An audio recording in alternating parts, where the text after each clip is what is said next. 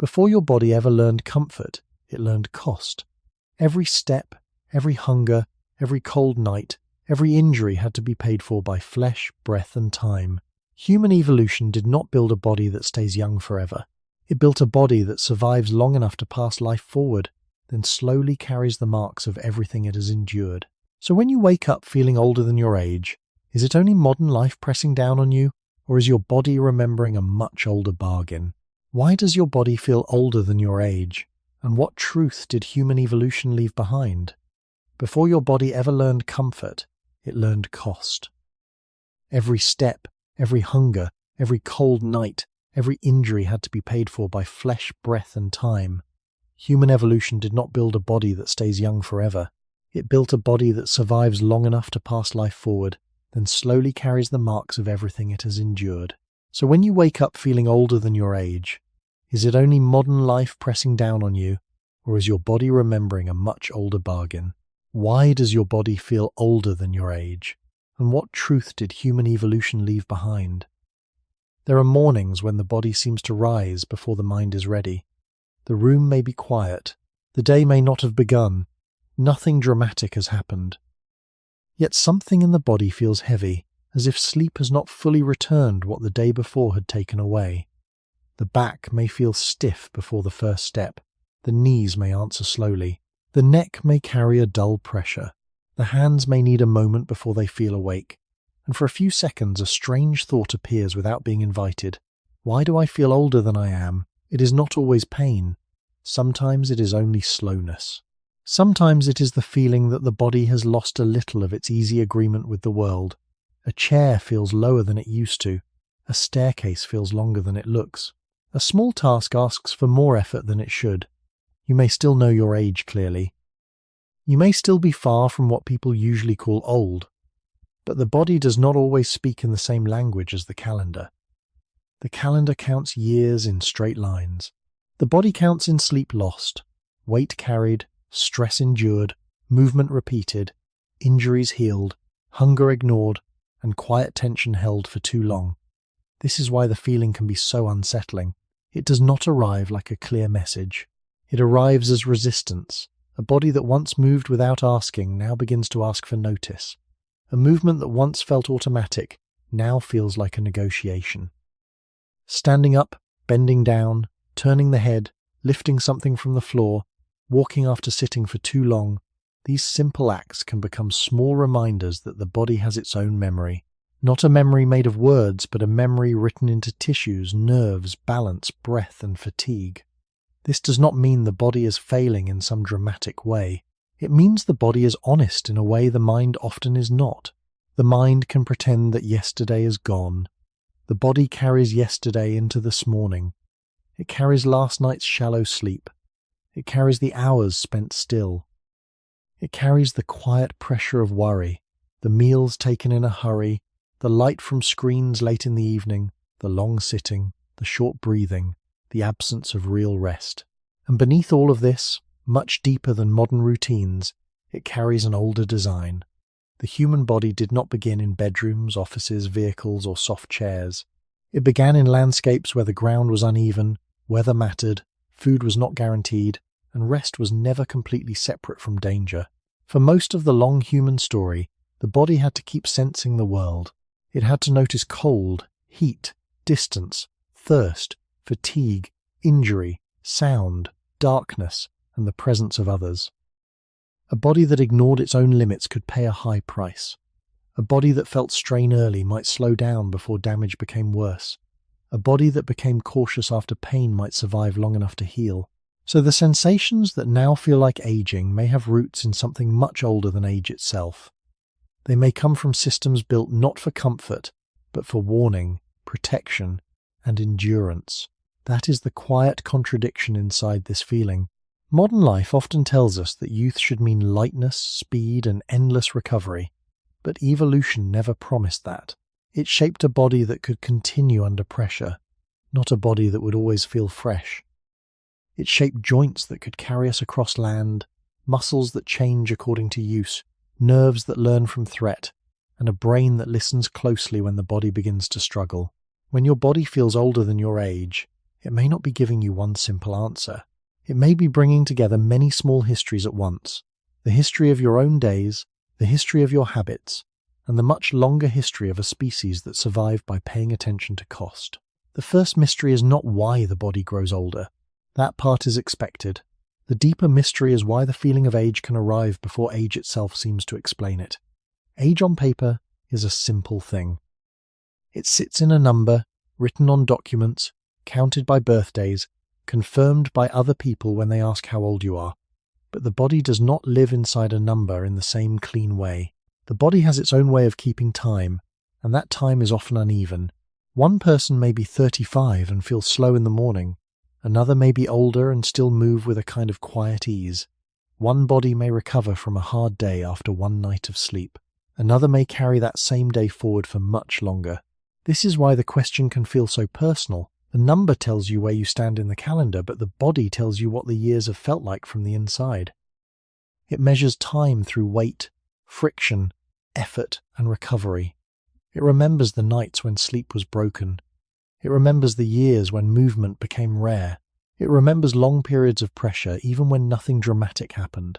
It remembers how often the muscles were asked to work, how often the joints were kept still, how often the nervous system had to stay alert when it wanted to rest. In this way, the body does not simply ask how many years have passed. It asks what those years have done. That difference matters, because a person can feel older than their age without that feeling being imaginary. It may not point to one clear problem.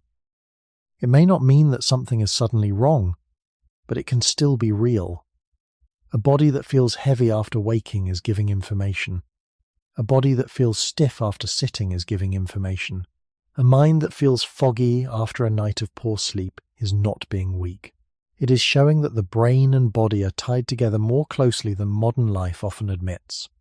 The human body is not a machine that resets perfectly each morning.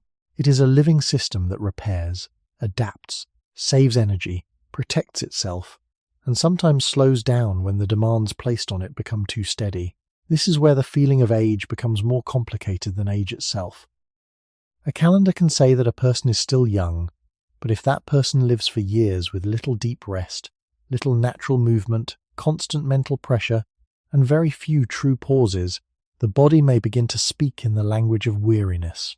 It may speak through the back, the shoulders, the face, the breath, the stomach, the eyes, or the strange lack of ease in ordinary movement. None of this requires a dramatic story. The body often changes quietly. It does not announce every small adaptation. It simply learns the conditions it is given. If the day is mostly sitting, the body learns sitting. If the breath is often shallow, the body learns that pattern. If stress is always present but rarely resolved, the nervous system may learn to remain half-guarded. If sleep is treated as an empty space left over after everything else, the body may not receive the long, dark repair it expects. Human beings came from a much older rhythm than this. Our ancestors did not know age through calendars in the modern sense. Their bodies knew seasons, light, hunger, warmth, distance, danger, birth, loss, healing, and the slow return of strength after exhaustion. Time was not only counted, it was felt through the environment. The body rose with changes in light. It moved because movement was tied to survival. It rested because fatigue had consequences. It listened to pain because pain could protect the future. Even in very harsh conditions, the body was connected to a world that gave clear signals. Day and night were not blurred in the same way. Effort and rest were not always separated from meaning. Hunger, cold, walking, carrying, waiting, and sleeping all belong to a larger pattern. Modern life has changed many of those signals, but the body underneath has not become modern at the same speed. It still expects rhythm. It still expects movement. It still expects darkness to matter. It still expects recovery to take time. It still expects stress to rise and fall, not remain like a low sound in the background. So when a person feels older than their age, the feeling may come from a mismatch between the number they see and the load the body has actually been carrying. The body is not accusing them. It is not telling them that life is already lost. It is simply revealing that biological time is not the same as calendar time.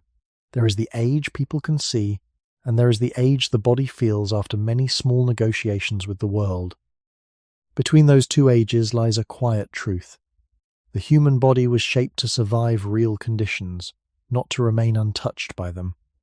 To understand why the body can feel older than the age written beside a name, it helps to move slowly backward, before clocks, before office chairs, before soft beds, before electric light made the night negotiable.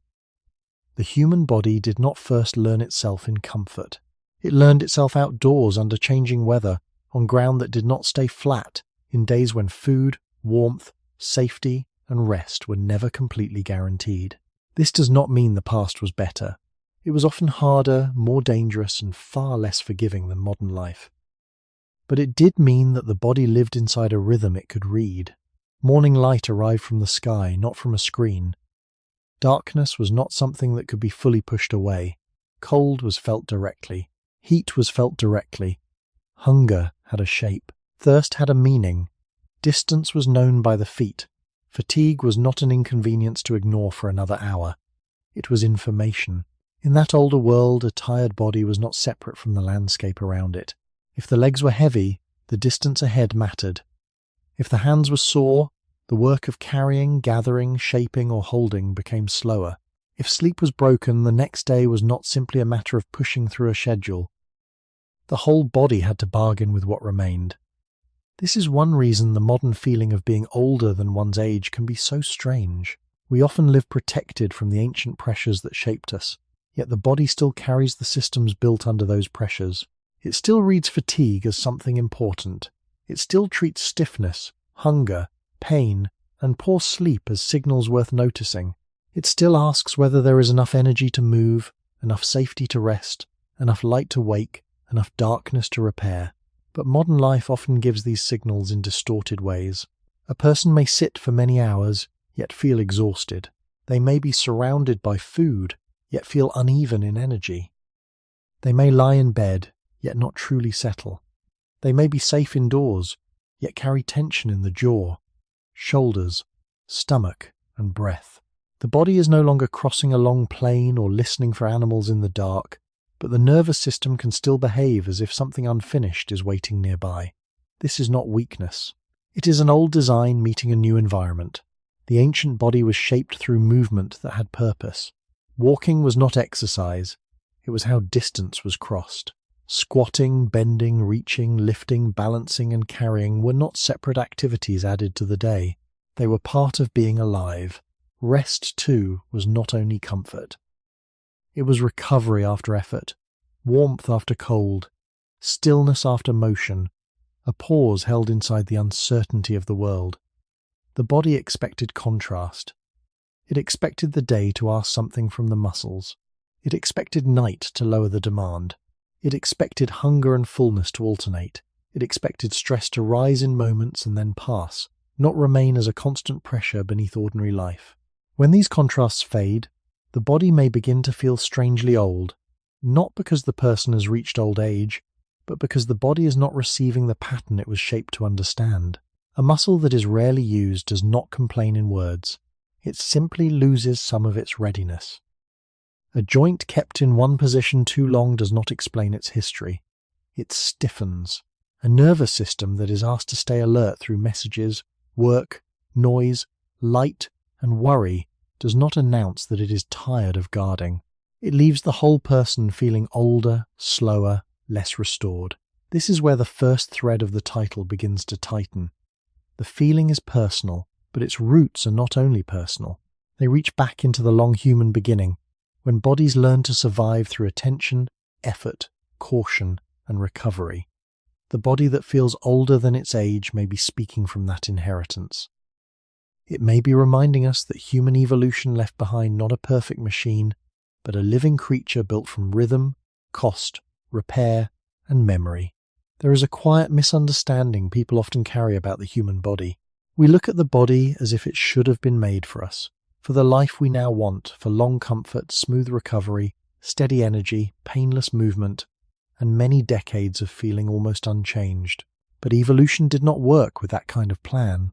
It did not sit somewhere outside life and design a perfect form for peaceful old age. It had no desire, no mercy, no promise, and no final picture of what a human being should become. It only worked through survival, generation after generation, keeping what helped life continue often enough, long enough, under conditions that were never gentle. That is a cold thought, but it is not a hopeless one. It simply asks us to look at the body more honestly. The body was not shaped to stay young forever. It was shaped to keep going through difficulty, to repair when it could, to protect what mattered most, and to pass life forward before time and damage took too much away. In the long human story, a body did not have to be perfect to succeed. It had to be good enough in a dangerous world. It had to walk when tired. It had to heal from small injuries. It had to carry children, tools, food, memory, fear, and hope across landscapes that changed with weather and season. It had to find energy when energy was limited. It had to decide, without thought, when to spend strength and when to save it. The body that came out of this history was remarkable, but it was never free from cost. This matters when we ask why a person can feel older than their age. Modern life often speaks as if tiredness is a mistake, stiffness is an inconvenience, and limits are signs of personal failure. But from an evolutionary view, limits are not strange. Limits are part of the design. Every living body has to divide its energy. Some energy goes to movement. Some goes to warmth. Some goes to digestion. Some goes to the immune system. Some goes to repair. Some goes to the brain, which is always expensive to maintain. The body cannot give everything to every task at the same time. It chooses, shifts, protects, delays, and compensates. This is one reason the body may feel older after long periods of poor sleep, repeated stress, little movement, or constant demand. It is not because the body has forgotten how to live. It may be because it is doing what living bodies have always done, trying to survive within the conditions given to it. Long before modern people worried about feeling old at 40, 50, or even 30, human bodies were already managing trade-offs. A larger brain brought extraordinary ability, but it also required energy. Upright walking freed the hands, but it placed unusual demands on the spine, hips, knees, and feet. Longer childhood allowed learning, language, and social life to deepen, but it also made human beings dependent on care for a long time. A body that could endure distance was not always a body built for sudden power. A body that could adapt to many environments was also a body that could be unsettled when its old rhythms were disturbed. Nothing in this is a flaw in the simple sense. It is the shape of compromise. Evolution rarely gives without taking something in return. When the body feels older than its age, we may be feeling some of those compromises in a modern setting. We feel them when the back carries the price of standing upright and sitting still for too long. We feel them when the brain, built to notice danger and uncertainty, remains alert under pressures that never fully end. We feel them when muscles made for repeated use become quiet, and then answer slowly when asked to return. We feel them when sleep, one of the body's deepest forms of repair, becomes shortened, broken, or pushed into the edges of the night. The ancient body was built to handle hardship, but hardship in the older world often came with clear signals. Hunger was hunger, cold was cold, distance was distance. Danger might rise sharply and then pass. Modern strain can be less visible.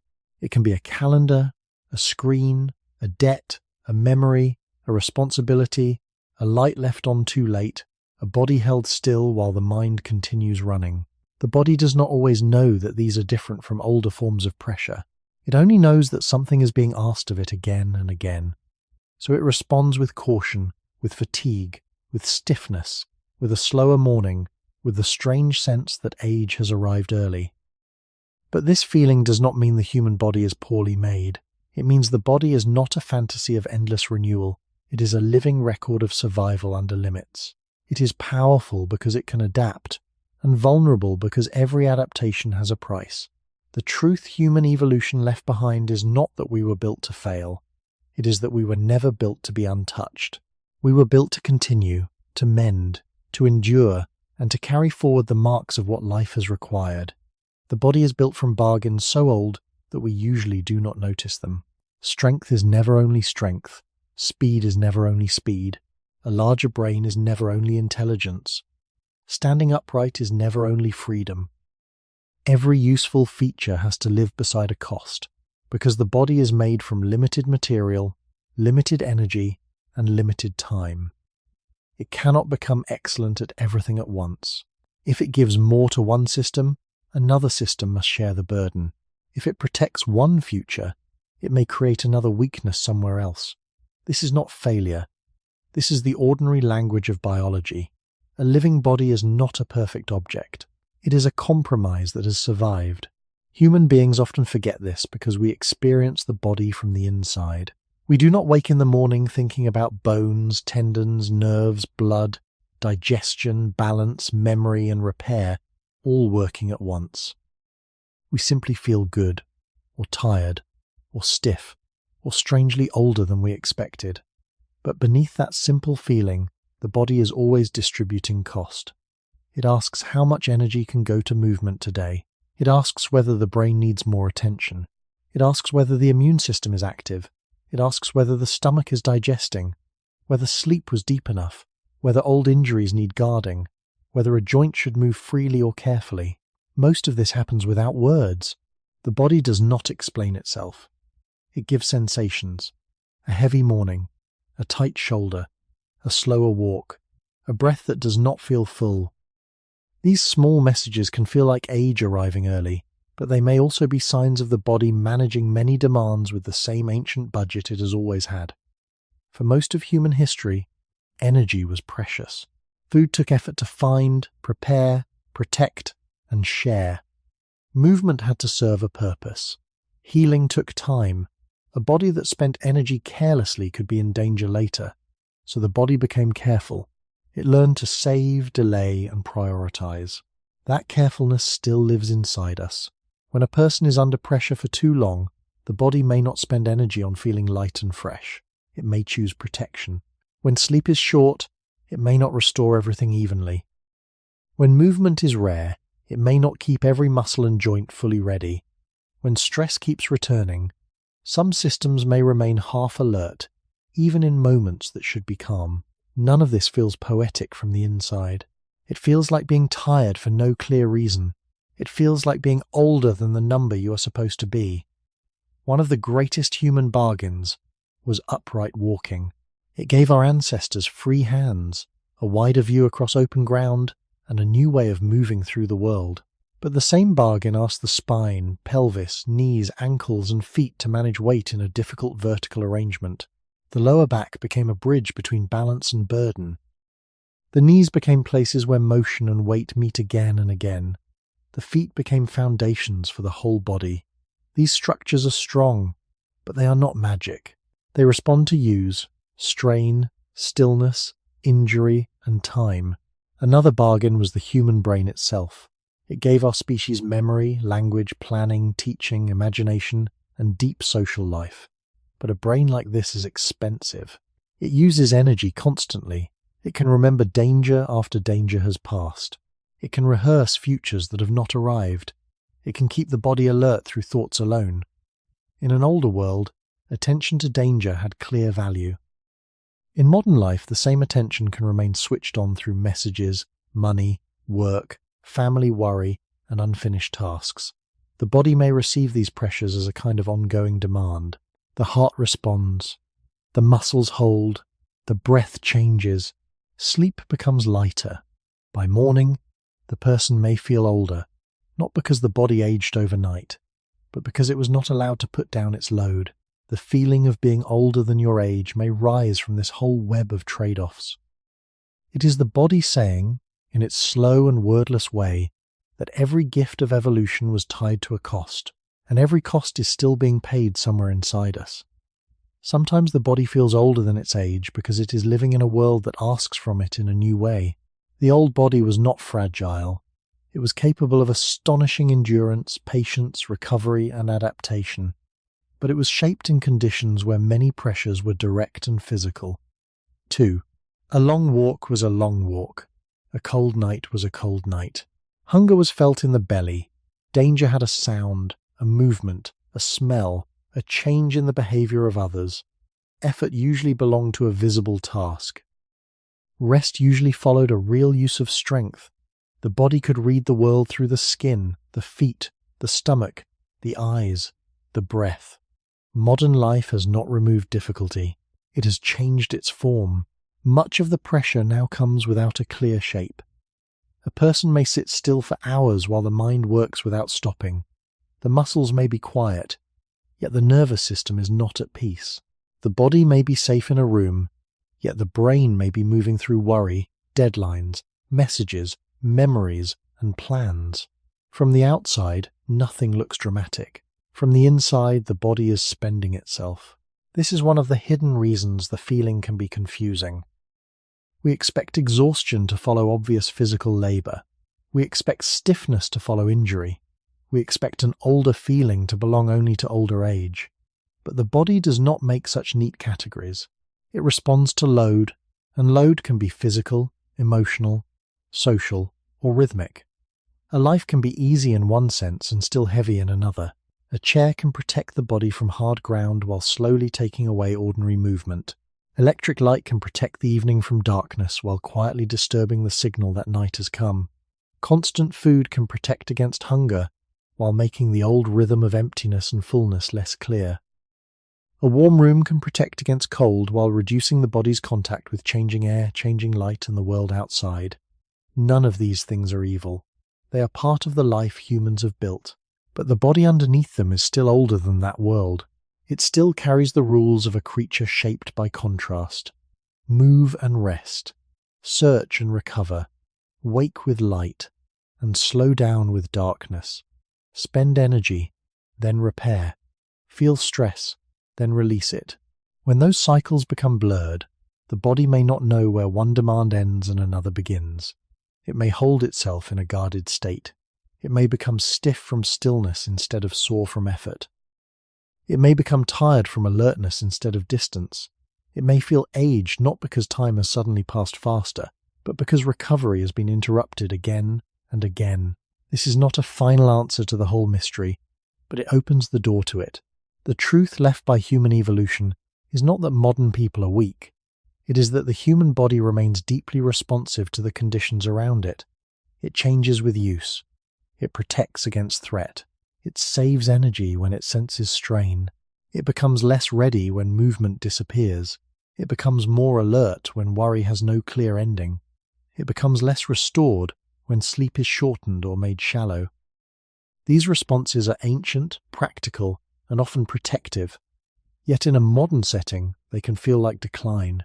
A body built to survive real conditions now has to interpret artificial light, long sitting, endless information, social pressure, and broken rest, as if they were part of the same old struggle for safety and energy. This is why feeling older than your age should not be understood too quickly as failure. It may be a sign of mismatch. The body is carrying ancient survival tools into a world that does not always speak their language. It is trying to protect you with systems shaped long before modern comfort existed.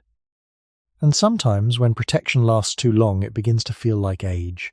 The modern world gives the body many comforts, but it also removes many signals the body once used to stay steady. This is one of the quieter reasons a person can feel older than their age. The body may not be facing the same hardships that shaped early human life, but it may also be missing the clear rhythm that once helped it know when to wake, when to move, when to rest, when to eat, and when to become still. A room can be warm in every season. A light can stay on long after the sun is gone. Food can be reached without walking far. Work can happen while the body barely changes position.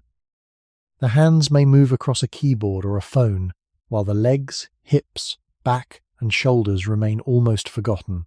From the outside, this looks easier than the ancient world, and in many ways it is.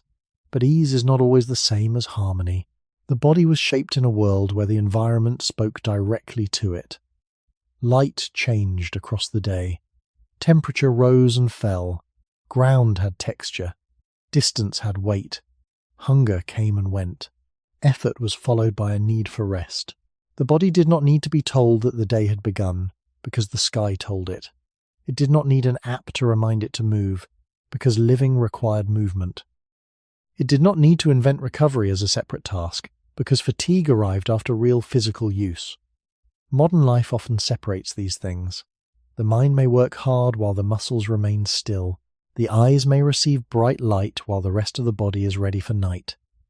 The stomach may receive food before true hunger has formed. The nervous system may receive news, messages, and unfinished concerns even when the room is quiet. In this way, the body can be surrounded by comfort while still living in confusion. It is not confused in thought, it is confused in rhythm.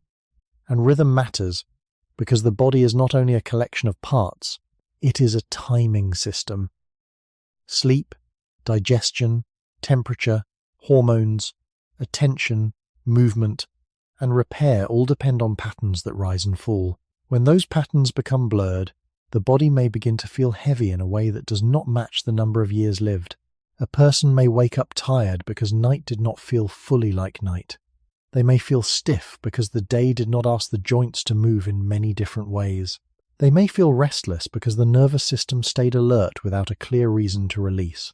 They may feel older because the body is still searching for signals that modern life has softened or replaced. This is not a simple story of past good and present bad. The older world carried danger, hunger, injury, infection, exposure, and uncertainty.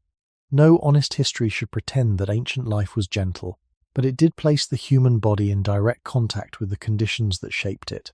The body knew weather through the skin, it knew distance through the legs, it knew darkness through the eyes and the nervous system, it knew effort through breath, it knew rest as something earned by the day's demands. Modern life can protect us from many dangers, while also leaving the body underused in some places and overstimulated in others. The result can feel strange, tired without having walked far, tense without being in danger, stiff without injury, hungry without emptiness, awake without real alertness, sleepy without true rest. These are not moral failures. They are signs that an old body is trying to interpret a new world. Human evolution did not prepare the body for endless artificial brightness, long stillness, constant information, and pressure without a clear ending. It prepared the body to respond to cycles. When those cycles fade, the body may begin to speak through fatigue, stiffness, dullness, and the quiet feeling that age has come early. The body needs rhythm more than it needs perfection. It does not need every day to be gentle, or every night to be flawless, or every movement to feel smooth. Human bodies have always known difficulty. They can meet effort, hunger, cold, heat, fear, and long periods of uncertainty. But what the body seems to need, very deeply, is a pattern it can understand. Wakefulness should rise, effort should have a shape, hunger should speak clearly, rest should be allowed to deepen, darkness should arrive with enough strength to tell the nervous system that the world is asking less now. This is not a romantic idea about the past. It is closer to a basic truth about living systems. The body is always timing itself. It times sleep and waking. It times digestion. It times body temperature. It times attention. It times repair. It times when to spend energy and when to save it. When those timings stay reasonably clear, the body has a better chance of knowing what to do next. But when every signal is mixed together, the body may begin to feel older than it is, because it no longer receives a clean message from the day. Morning may begin in dim indoor light, while the mind is already being asked to answer, decide, remember, and hurry. The eyes open, but the body has not fully entered the morning. Hours may pass with the hips folded, the spine held in one shape, the shoulders lifted slightly, and the feet barely touching anything that feels like ground. The mind may travel through tasks, messages, worries, and plans, while the muscles remain mostly silent. Food may arrive not after real hunger or real movement, but between duties, beside a screen, or late at night when the body is already trying to slow down. Then darkness falls outside, but inside the room light remains. The brain receives brightness. The eyes keep working. The thoughts keep moving. The body is tired but not released. It is awake but not truly active. It is fed but not always settled. It is safe but not completely calm. This blurred state can be difficult for an ancient body to read.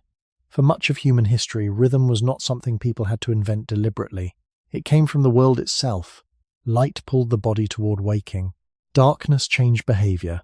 Temperature shifted through the day and night. Work with the hands and legs created contrast. Hunger and fullness were tied more directly to the availability of food and the effort required to obtain it. Rest followed use. Stillness followed motion. Caution rose when danger felt near, then had some chance to fall when the danger passed. Of course, the old world was not kind. It brought injuries, infections, hunger, exposure, and loss, but the body lived in direct contact with signals it had been shaped to understand. Time was felt through the skin, the feet, the stomach, the breath, and the changing light. Modern life can weaken that contact. It can make the morning too dim, the evening too bright, the day too still, the mind too busy, and sleep too shallow. Then the body tries to make sense of a world where the old cues no longer line up. This is where fatigue becomes strange. It is not only the fatigue of walking far, lifting weight, or working with the hands until the muscles are spent. It is the fatigue of a system that cannot fully change states. The nervous system stays partly alert when it should settle. The muscles stay partly unused when they should work.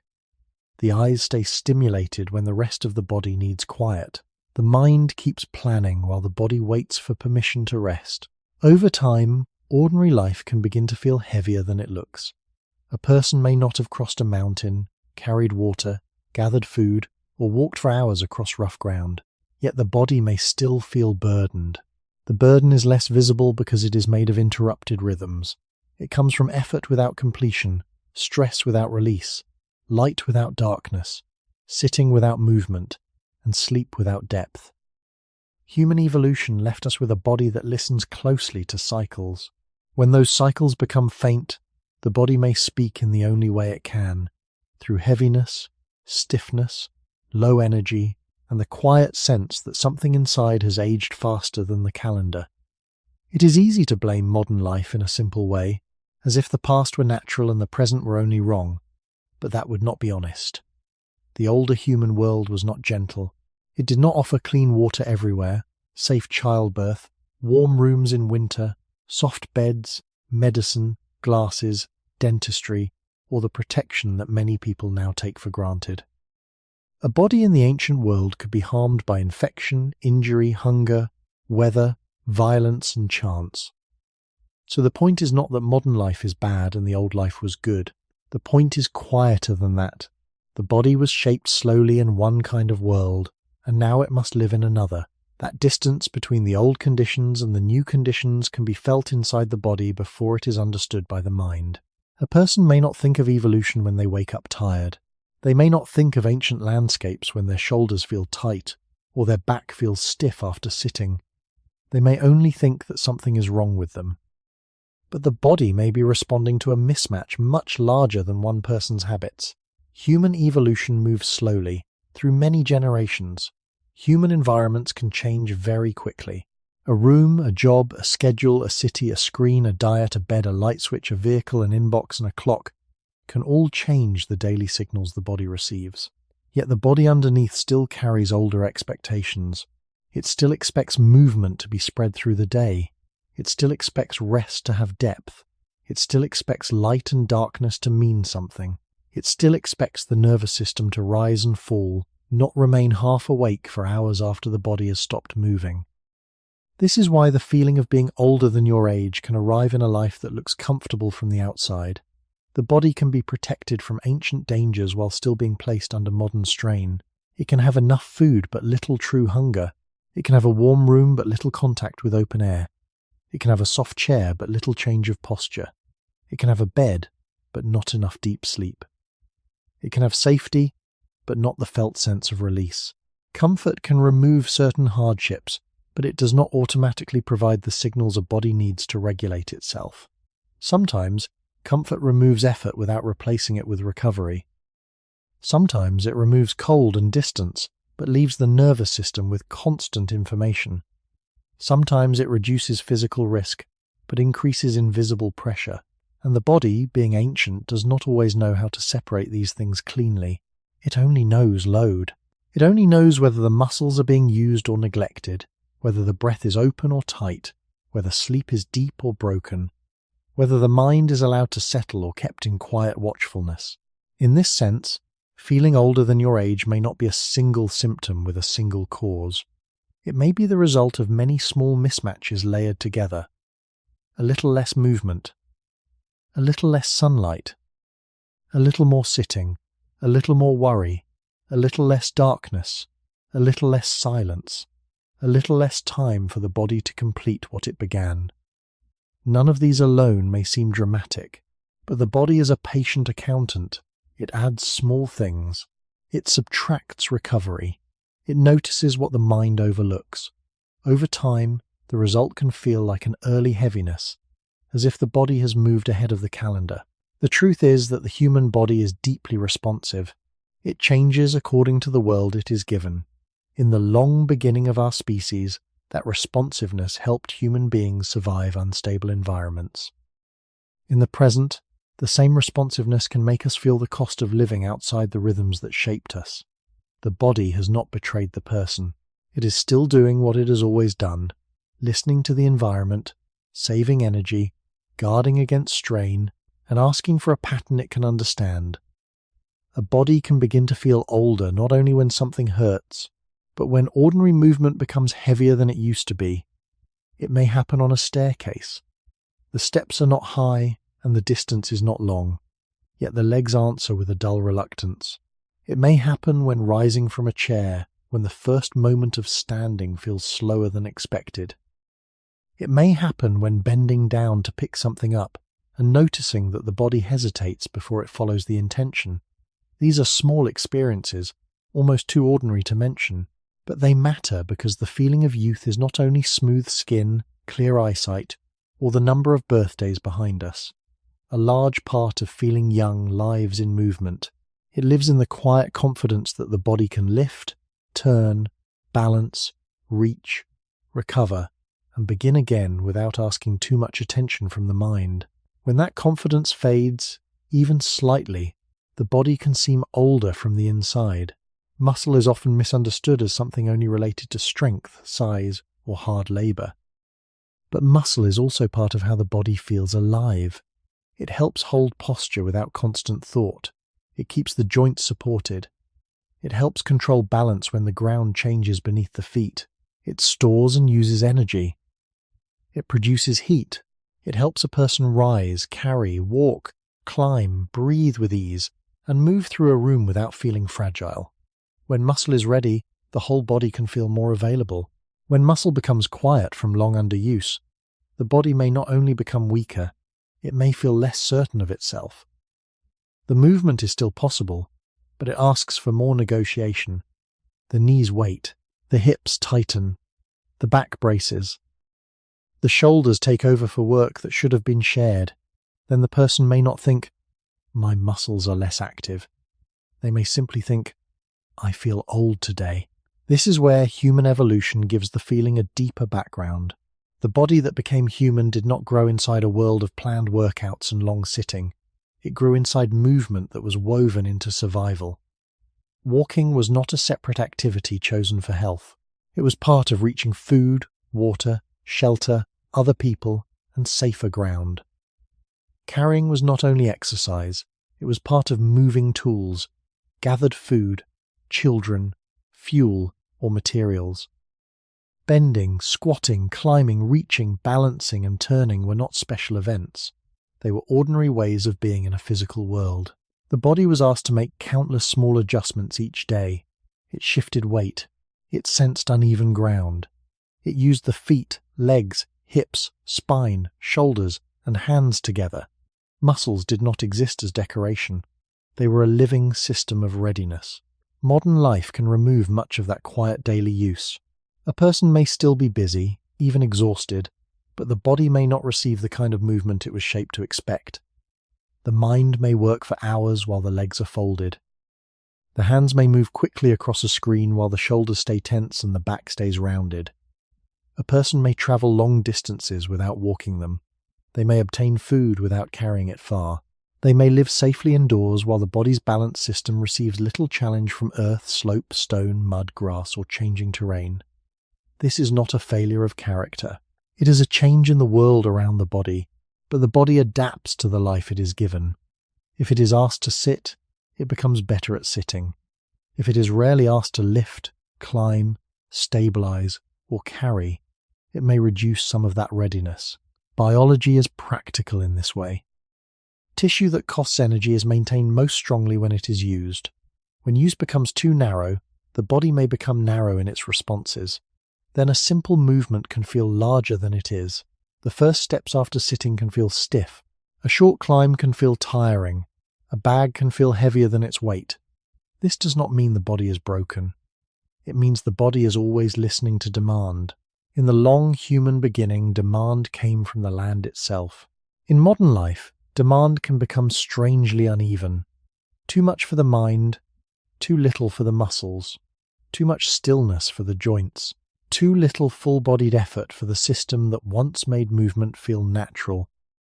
The feeling of being older than your age may begin here, in the quiet loss of muscular readiness, when the body remembers that it was shaped for motion, but spends too much of its life waiting to move. Muscle is not only the tissue that lets a person lift something heavy, it is one of the quiet foundations of feeling young from the inside. When muscles are active and responsive, the body often feels more trustworthy. A person does not need to think very much before standing, turning, reaching, or walking across uneven ground. The body seems to answer in one piece. The feet feel connected to the floor, the hips know where to go, the back does not have to brace so hard. The shoulders do not carry every small burden alone. Movement feels like a conversation that has not been broken. But when muscle loses some of its readiness, the whole body can begin to feel older, even before age itself explains the change. The difference may be subtle at first. A person still moves, still works, still gets through the day, but ordinary actions become less smooth. Rising from a chair takes a small push from the hands. Climbing stairs brings a heavier breath. Carrying groceries makes the shoulders tighten. Bending down feels like a decision rather than a simple motion. The body becomes less silent. It starts to ask for attention. This can be unsettling because people often think of muscle as something separate, something visible on the outside, something for athletes or labourers. But muscle is woven into almost every feeling of physical confidence. It helps keep the spine upright. It steadies the knees. It protects the joints from taking every force alone. It helps the body manage blood sugar and energy use. It produces warmth. It supports balance. It helps breathing, posture, walking, and recovery after strain. When muscle becomes less active, the effect is not only a loss of strength, it can become a loss of ease. And the loss of ease is one of the main ways the body begins to feel older than its age. Human evolution makes this easier to understand. For most of the human story, muscle was not maintained through a special hour set aside for exercise. It was maintained because life kept asking for it. The body had to walk, carry, squat, climb, reach, pull, hold, and steady itself in ways that changed from moment to moment. The ground was not always level. The hands were not always free. The weather was not always kind. A person might move slowly for a long time, then suddenly need balance, grip, speed, or endurance. This did not mean every ancient body was strong in the way modern people imagine strength. It means the body was regularly reminded of what it needed to keep available. Muscles were part of daily survival, social care, food gathering, shelter, travel, and protection. They were connected to the landscape and to other people. In modern life, many of these reminders become faint.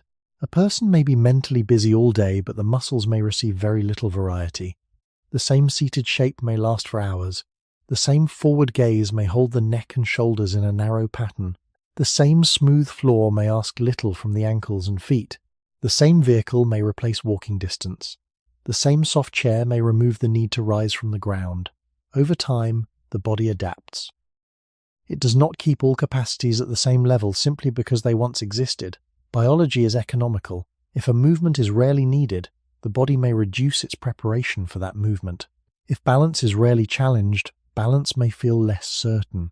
If lifting is rare, lifting may feel heavier. If deep bending is rare, the hips and back may guard against it. These changes do not always announce themselves as muscle loss. They arrive as tiredness, stiffness, hesitation, and the quiet sense that the body has become older in small places. This is not a reason to blame the body. It is a reason to understand it more gently. The body is not refusing to be young. It is responding to the pattern it has been given. The ancient human body was shaped in a world where movement came through necessity. The modern body may live in a world where movement must often be chosen. That difference matters. When muscle is unused, the body may feel as if time has moved faster. When muscle is invited back into ordinary life, even slowly, the body may begin to remember a kind of readiness that is older than comfort itself. The human body was formed in motion long before motion became something people had to schedule. This is an important difference. In the older human world, movement was not separated from life and placed into a narrow box. It was not only a practice for health, strength, or appearance. It was how the body met the day. The feet carried a person across uneven ground. The legs adjusted to slope, stone, mud, sand, roots, and changing distance. The hips shifted weight. The spine balanced the head and trunk with every step. The shoulders and hands reached, held, lifted, pulled, and carried. Even slow movement had variety. Even ordinary tasks asked the whole body to take part. A person did not need to think of the body as something to maintain separately, because the world kept calling the body into use. This does not mean ancient life was healthy in every way. It could be dangerous, painful, and uncertain. But it did place the human body inside a physical conversation with the land. The body learned through contact. It learned how to step carefully. It learned how to recover after effort. It learned how to save strength when food was scarce. It learned how to carry weight without wasting too much energy. It learned how to move with others, how to wait, how to rise again after rest. That kind of movement was not always intense, but it was frequent, varied, and meaningful. Modern life often changes this pattern completely. A person may wake up, sit to eat, sit to travel, sit to work, sit to rest, and lie down at night with the body having moved through only a small range of what it can do. The day may feel full, even overwhelming, but the movement inside it may be thin. The mind may have crossed many problems, but the body may not have crossed much space. This creates a strange split. The brain feels used, the nervous system feels busy, the eyes feel tired, but the large muscles of the legs, hips, back, and trunk may have spent the day waiting. They are not truly rested, because stillness is not the same as recovery. They are not truly worked, because tension is not the same as movement. They are held in between, and this in-between state can make the whole body feel older than it is. When the muscles are not regularly asked to stabilize, reach, carry, and balance, the body may begin to lose the quiet confidence that once came from ordinary use. Balance may feel less automatic. The back may brace before a movement begins. The knees may feel uncertain on stairs. The shoulders may become overworked because the rest of the body is not sharing the task well. A simple movement, like rising from the floor or carrying something across a room, can start to feel like a test. This feeling is not only about weakness. It is about the loss of relationship between the body and the world. Human muscles were shaped to answer a changing environment. When the environment becomes too smooth, too seated, too predictable, and too narrow, the body may stop receiving the small daily questions that keep it awake. The ground no longer asks much from the feet. The chair no longer asks much from the hips. The elevator no longer asks much from the legs. The screen asks much from the eyes and attention, but very little from the whole living frame. Over time, the body adapts to this smaller world. It does not do this with anger. It does it with efficiency. It keeps what is used often and lets other capacities grow quiet. Then the person may wonder why they feel old after doing something simple. The answer may not be hidden in one dramatic event.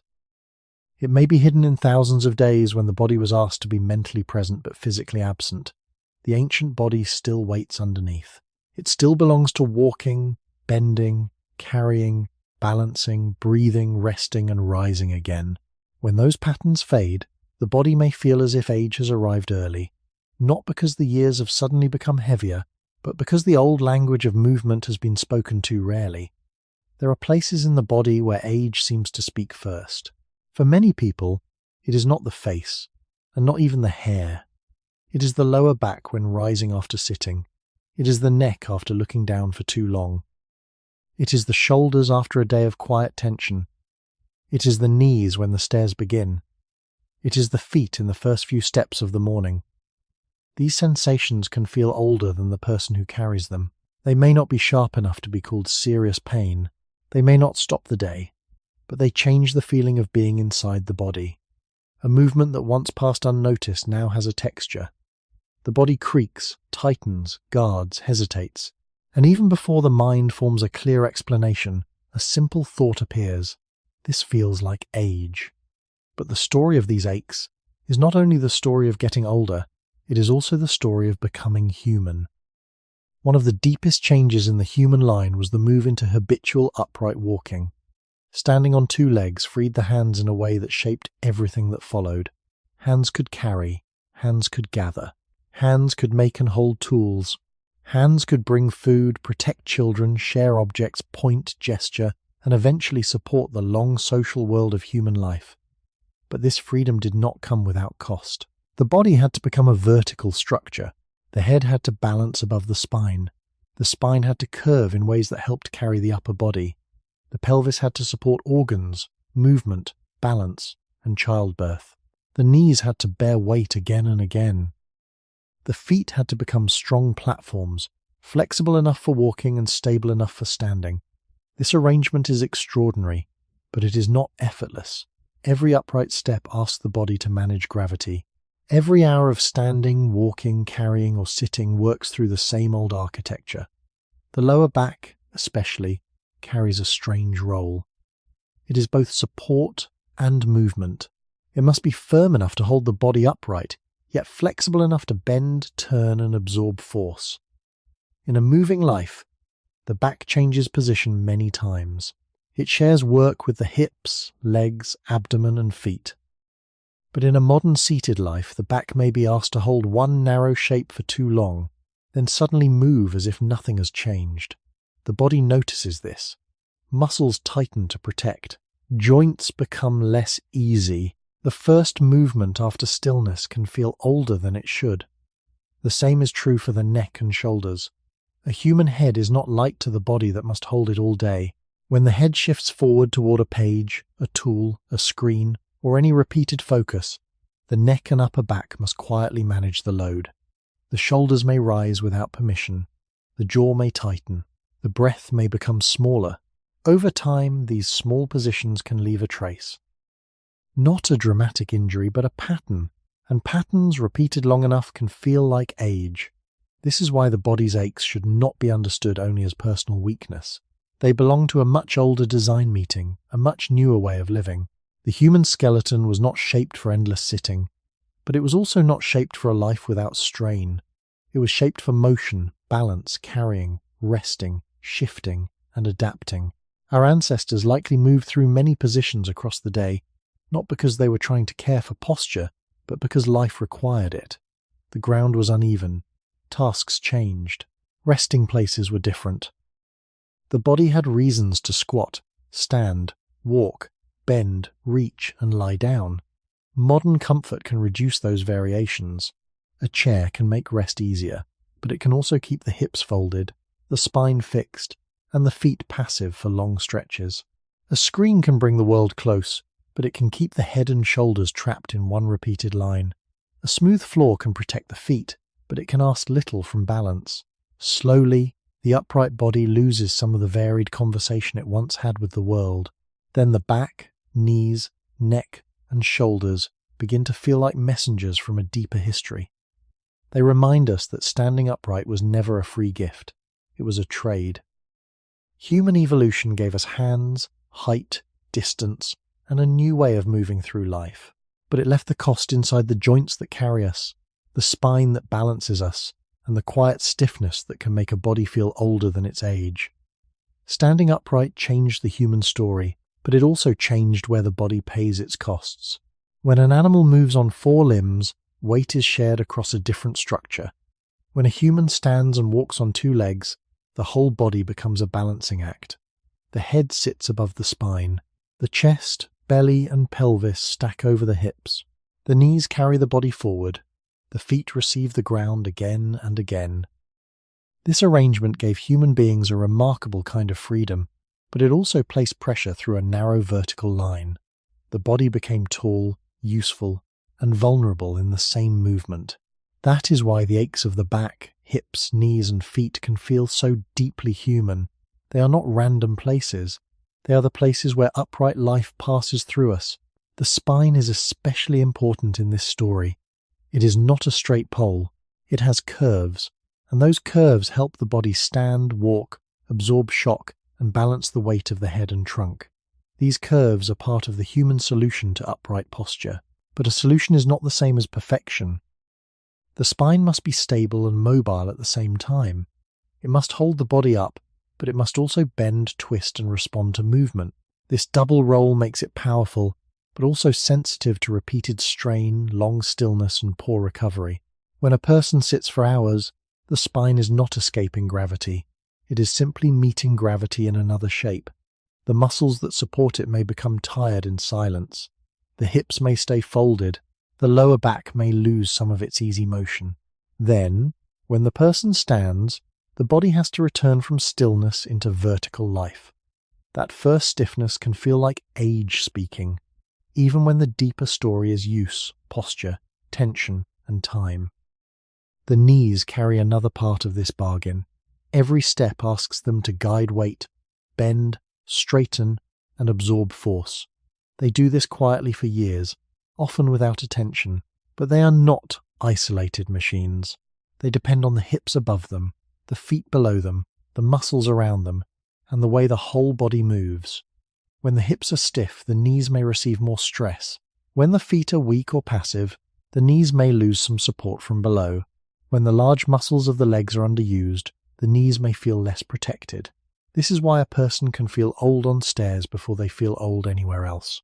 Stairs make the bargain visible.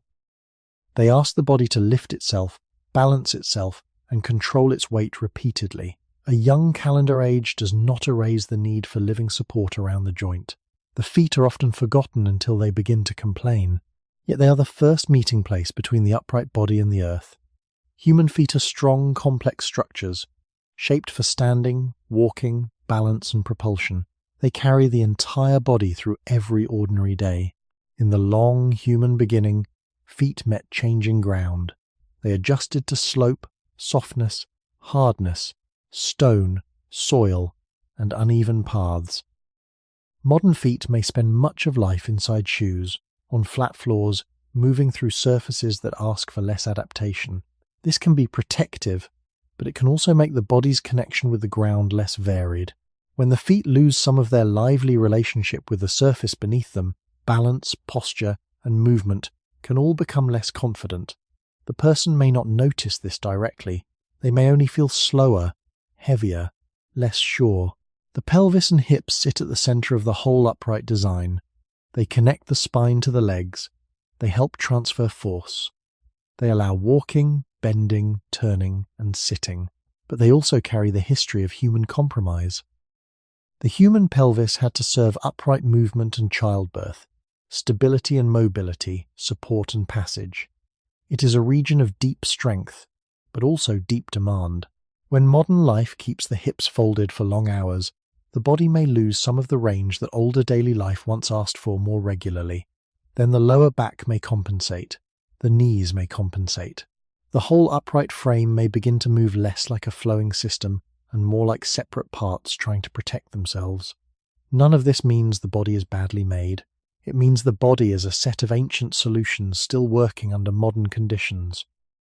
Standing upright gave human beings a new view of the world, freed the hands, changed travel, changed labor, changed social life, and helped open the path toward the human way of being.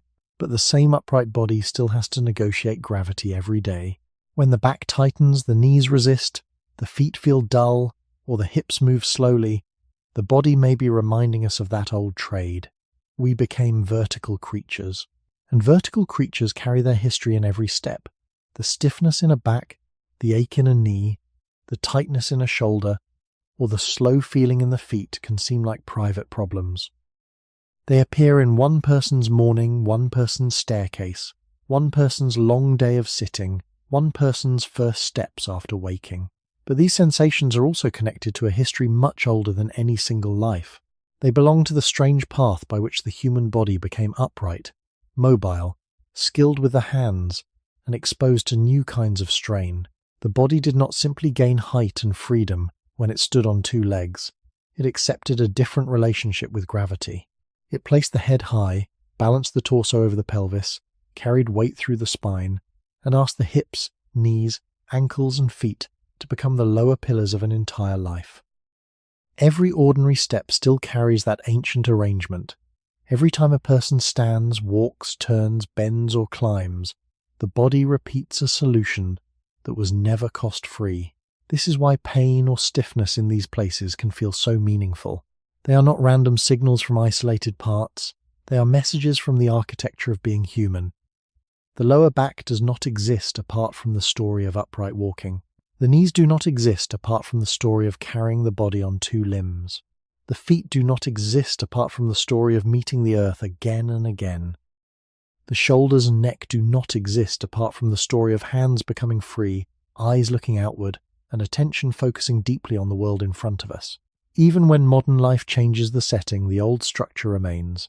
A person may no longer walk across rough land each day. They may not carry food, tools, or children across long distances. They may not squat by a fire, climb over uneven ground, or rest on surfaces that ask the body to change position often. Yet the same body still carries the same broad design. It is still a vertical creature. It is still built from joints that need movement, muscles that need use, bones that respond to load, and nerves that learn from repetition. When modern life narrows movement, the cost of uprightness can become more noticeable. A chair holds the body, but it can also hold it too long. A screen brings work close, but it can pull the head forward and keep the shoulders quietly tense. A flat floor makes walking easy, but it may ask less from balance and foot strength. A soft bed gives comfort, but it does not erase the body's need to move through many shapes. Slowly, the body may lose the variety that once helped its upright structure stay alive and responsive. Then the cost appears not as a great collapse, but as small negotiations. The back asks for a pause before bending. The knees ask for care on stairs. The neck asks to be released from the same angle. The feet ask for time before they feel awake. These are not dramatic signs that life is ending. They are ordinary reminders that the human frame was built through compromise. To become human was not to escape animal limits. It was to rearrange them. We gained hands that could make, carry, share, and shape. We gained a lifted gaze that could scan distance. We gained a form of walking that helped carry us across wide landscapes. But we also placed great responsibility on a spine that must balance and bend, on hips that must support and move, on knees that must guide weight, and on feet that must hold the whole body against the ground. Feeling older than your age can begin when these old responsibilities become too visible. The body starts to reveal the bargain that is usually hidden beneath ordinary life. It says, quietly, that the freedom of standing upright has always included a burden, and when that burden is repeated through long stillness, narrow posture, stress, and years of daily use, the past begins to speak through the joints. Not as punishment, and not as a failure, but as evidence that the body is a living fossil of motion. It remembers the ancient trade every time it carries us forward. Sometimes the body feels old even when the muscles have not done much. A person may not have lifted anything heavy. They may not have walked far, worked in the sun, climbed a hill, or carried a load. Yet by the end of the day, the body feels used up. The face feels dull. The shoulders sit high. The breath is shallow.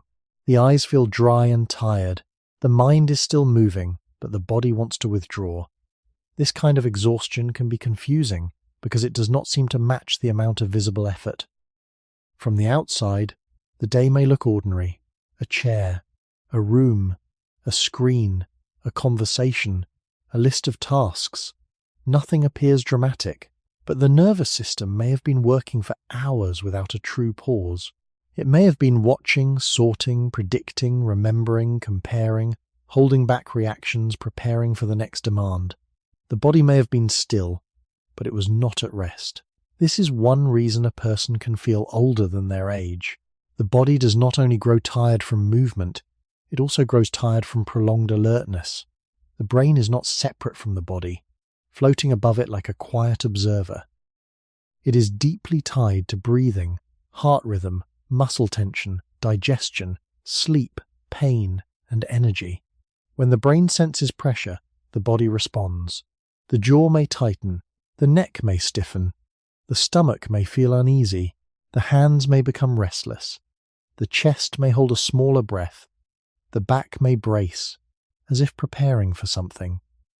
These responses can be useful when danger is clear and temporary.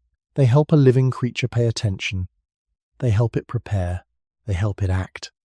But when alertness has no clear ending, the same responses can begin to wear down the feeling of being alive and young. The body can spend a whole day in a quiet, defensive posture. Not enough to be called panic. Not enough to be obvious to other people. Just enough to make every hour cost more than it should. Human evolution gives this feeling a long background. Early human beings lived in environments where attention mattered. A sound in the dark, a change in weather, a strange movement in grass, a tense silence in the group, the absence of food, the weakness of a child, the memory of a dangerous place. These things could not always be ignored.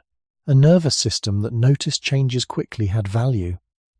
A brain that could remember, imagine, and predict gave human beings a powerful advantage. But that advantage came with a price. The same brain that helped people prepare for danger can also keep preparing when the danger is not immediate. The same imagination that helps plan shelter, food, and social life can also rehearse worries that have no clear finish. The same memory that protects a person from repeating harm can bring old tension into a new day. In the ancient world, stress often had physical boundaries. A threat might appear, rise, and pass. A journey might begin and end. Hunger might sharpen behavior until food was found. Cold might demand shelter, warmth, or closeness. Not every danger ended neatly, and life could be harsh, but many pressures were tied to visible conditions. Modern pressure can be different. It can remain invisible and unfinished. Work can follow a person home in thought. Messages can arrive at any hour.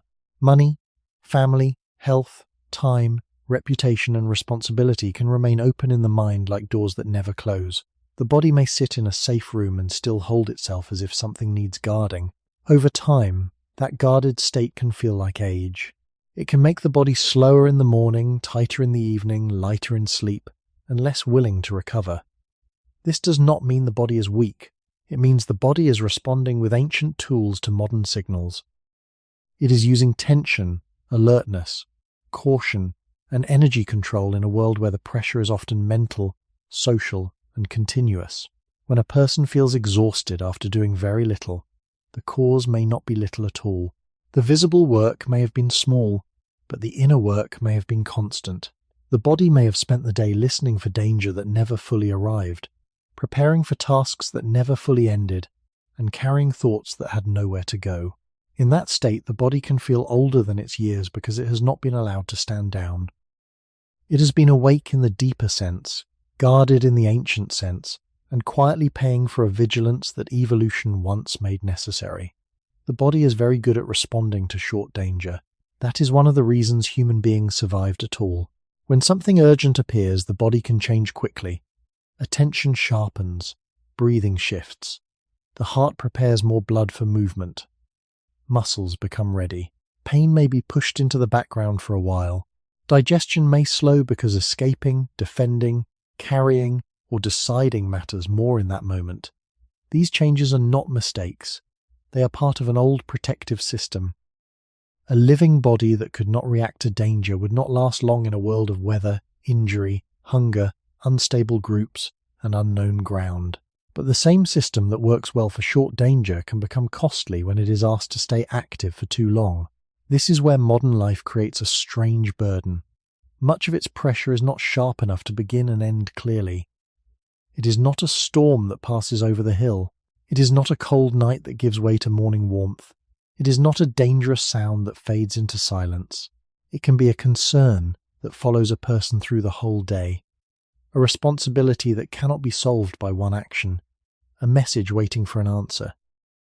A bill, a deadline, a family worry, a memory, a comparison, a fear about the future. None of these may look like danger to someone watching from outside, but the body may still treat them as demands.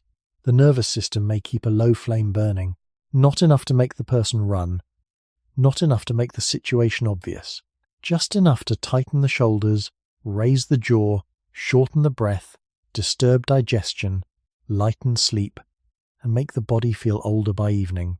The ancient body was not built for a world without stress. It was built for a world where stress often had a more physical shape. If there was cold, the body needed warmth. If there was hunger, the body needed food. If there was distance, the body needed movement. If there was danger, the body needed attention, help, hiding, defense, or escape. Many problems were terrible, but they were often tied to the land, the weather, the body, or the group in direct ways. Modern stress can be more abstract. A person can worry about something that has not happened. They can imagine an argument before it begins. They can feel pressure from people who are not in the room. They can be disturbed by news from far away. They can receive more information in one evening than an older nervous system may be able to settle. The body, however, still lives in the present. It does not fully understand the difference between a real sound in the dark and a thought that keeps returning at midnight. It only feels that attention is being demanded, so it prepares, it guards, it waits. When this happens for a long time, fatigue can become deeper than simple tiredness. The body is not only low on energy, it is tired of being ready. It is tired of holding the muscles in partial tension. It is tired of keeping the breath shallow enough for watchfulness. It is tired of letting sleep remain light because the mind does not release the day. This is why prolonged stress can make a person feel older than their age. Age, in the calendar sense, moves slowly. But the felt age of the body can rise quickly when recovery is repeatedly interrupted.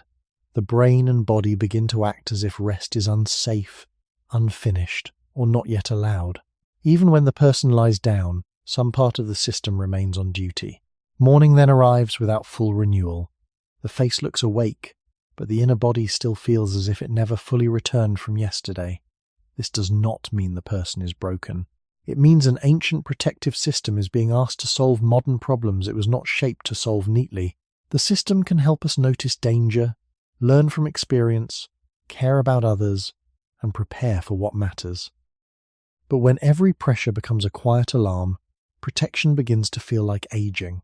The body grows tired not from one great wound, but from many hours of not being allowed to stand down. There is a reason alertness is so deeply built into the human body. Long before human beings lived by calendars, screens, and constant messages, attention was a form of protection. To survive, a body had to notice the world before the mind had time to explain it. A sound behind the trees, a change in the wind, a sudden silence among birds, the posture of another person, the weakness of a child, the smell of smoke, the absence of familiar tracks. These were not small details in an older world. They could matter. They could tell a group when to move, when to wait, when to gather closer, when to save energy, when to prepare. The human nervous system was shaped inside that kind of listening. It learned to treat uncertainty seriously. It learned that safety was not always permanent. It learned that a body which noticed early might live longer than a body which noticed too late. That old capacity is one of the reasons human beings became so adaptable. We are not the strongest animal. We are not the fastest. We do not have claws, thick hides, or natural weapons that would make us safe by ourselves. Much of human survival came from sensing, remembering, cooperating, planning, and responding before danger became unavoidable. The brain became a great instrument of prediction. It could imagine what might happen next. It could remember what happened before. It could read faces, voices, silence, weather, hunger, distance, and social tension. This gave human beings power.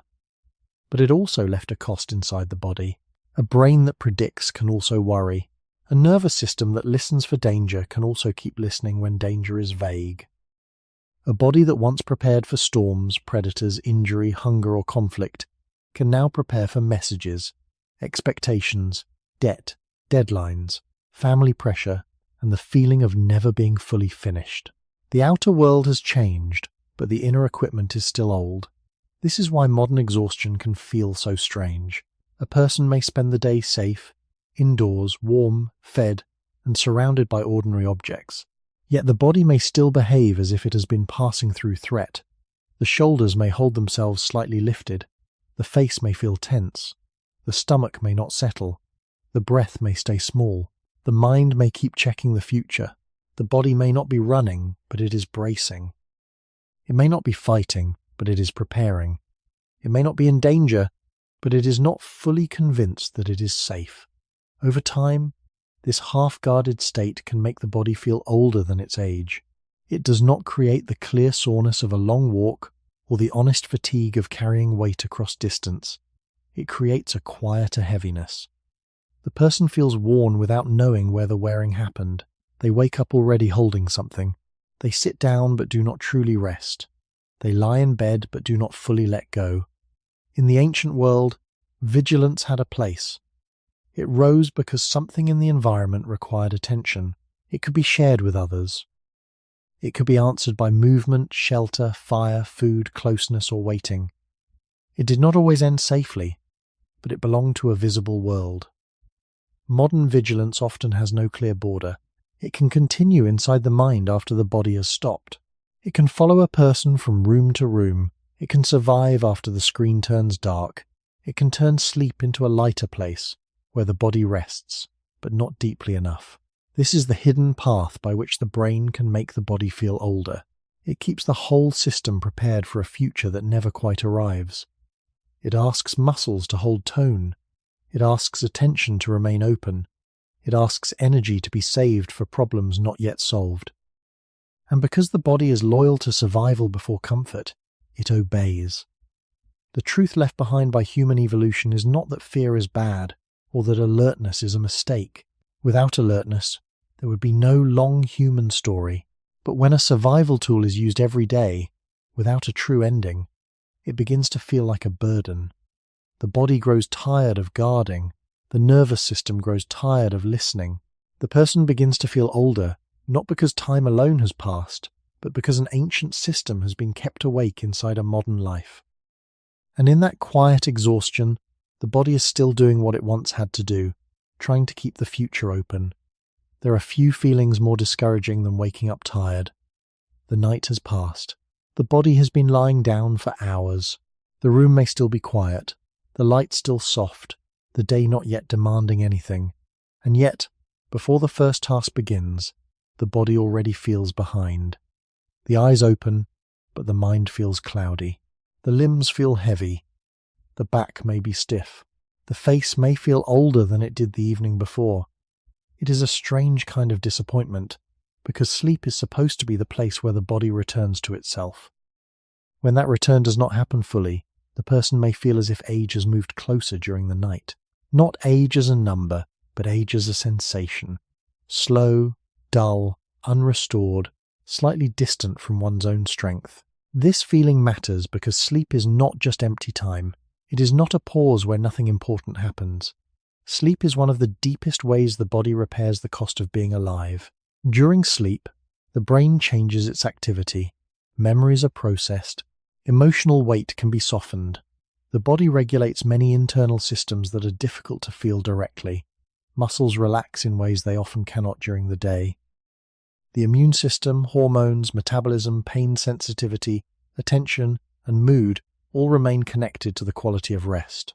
When sleep is shortened, broken, shallow, or placed at the edge of an overloaded life, the body may not receive enough time to complete its quiet work. The result may not look dramatic. A person may still wake, speak, work, and move, but the body may carry a residue, as if yesterday has not been fully cleared away. That residue can make the body feel older than its age.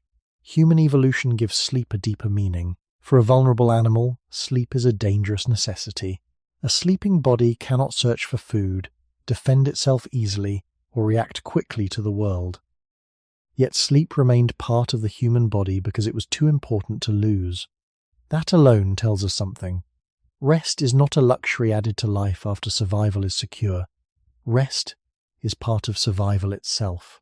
Early human beings did not sleep in a world without risk.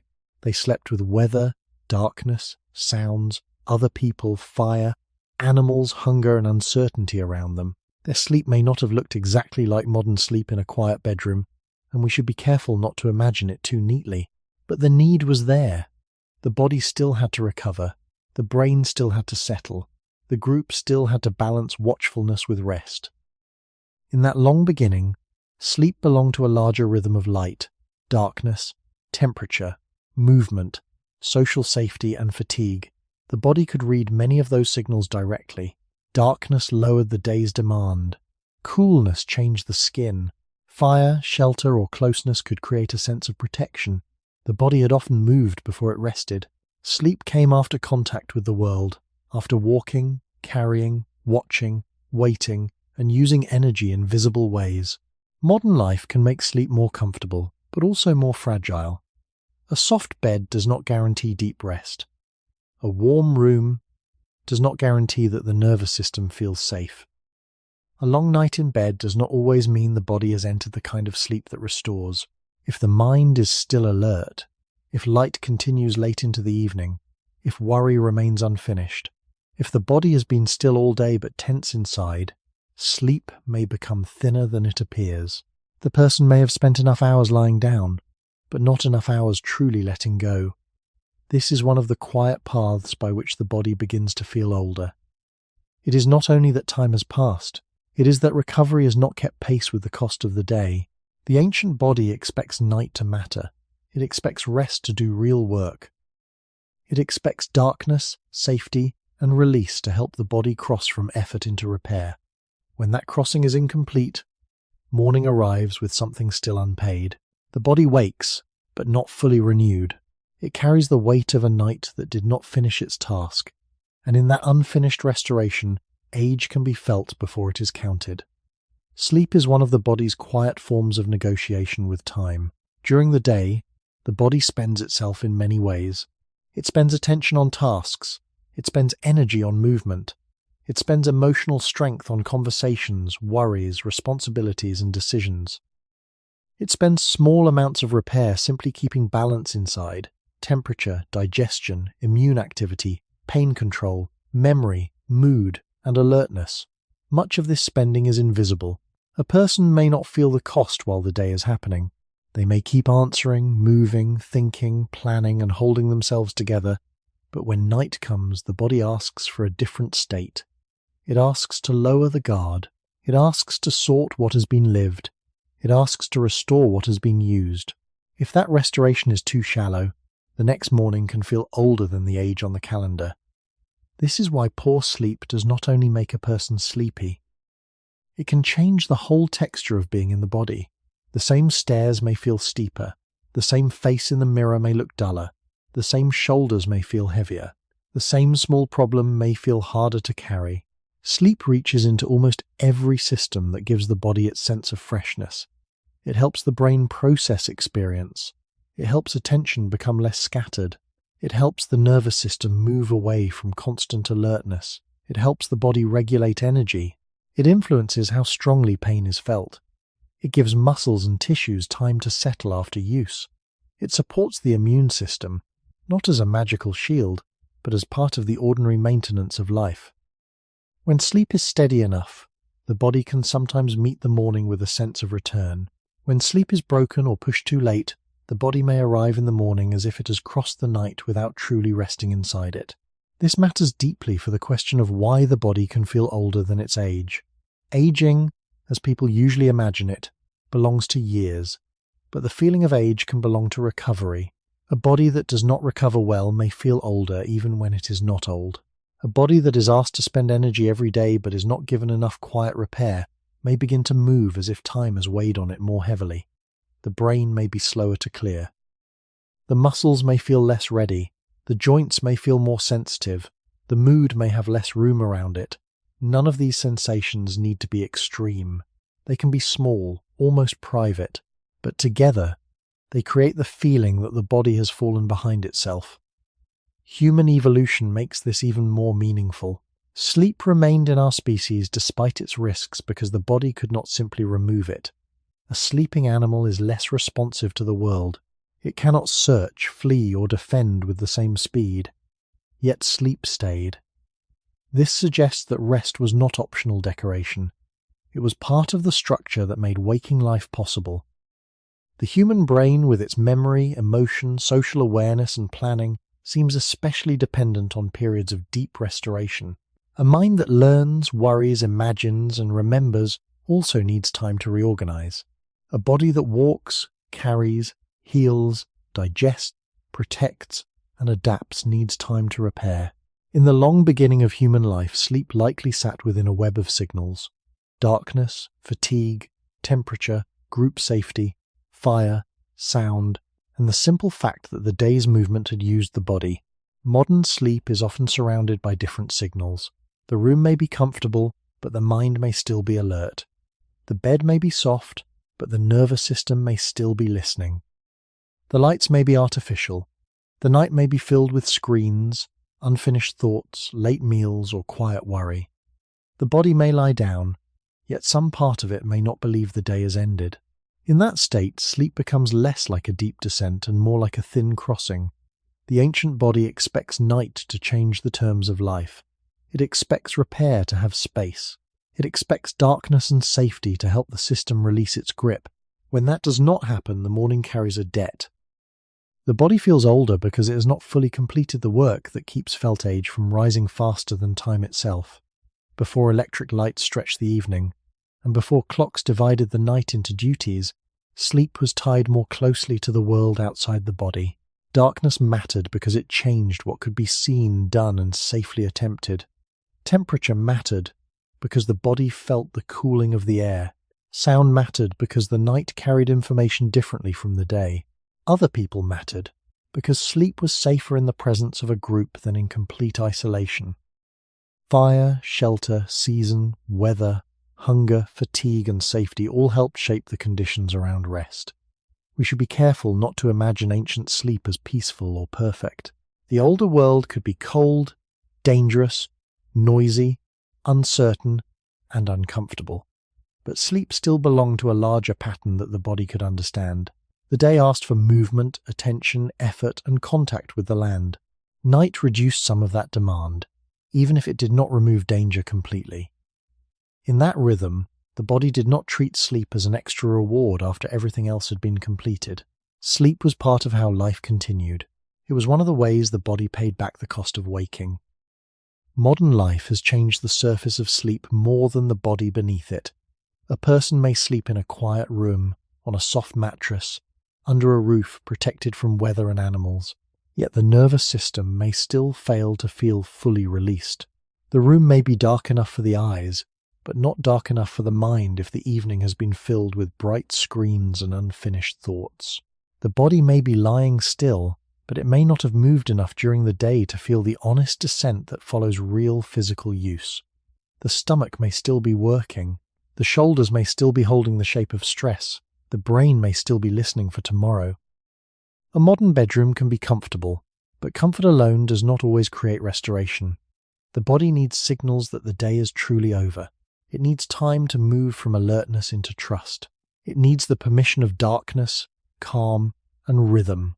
When those signals are weak, sleep can become a place where the body lies down without fully surrendering. This is one reason the feeling of being older than one's age can gather quietly over time. If night does not regularly return the body to itself, morning begins with a little less ease. At first, the difference may be small: a slower beginning, a heavier face, a foggier mind, a back that needs more time, a mood that has less space around it. But the body is made of repeated patterns. One shallow night may pass. Many shallow nights can change the way the body feels from the inside. It is not only that the person is sleepy, it is that the systems which create freshness, patience, movement, attention, and emotional steadiness have not been fully restored. The ancient body expects rest to be part of a cycle. Spend energy, then repair. Rise into light, then soften into darkness. Become alert, then stand down. Move through the world, then return from it. When modern life keeps asking the body to stay available, even at night, that cycle loses its edge. The body may never fully enter danger, but it may never fully enter safety either. It remains somewhere in between, and that in-between state can feel like age. Human evolution left us with sleep not as a weakness, but as a need so deep that life had to make room for it. The body that feels older than its age may be asking for that room again, not as a luxury, and not as a perfect cure, but as a return to a rhythm older than the bed, older than the clock, and older than the modern idea that rest can always be postponed. When sleep loses its depth, the body carries time more heavily. When night is allowed to become night again, the body may remember that repair is one of the oldest forms of survival. A person can reach the end of a day feeling strangely emptied, even if the day was made of small things. No single task seemed heavy enough to explain the exhaustion.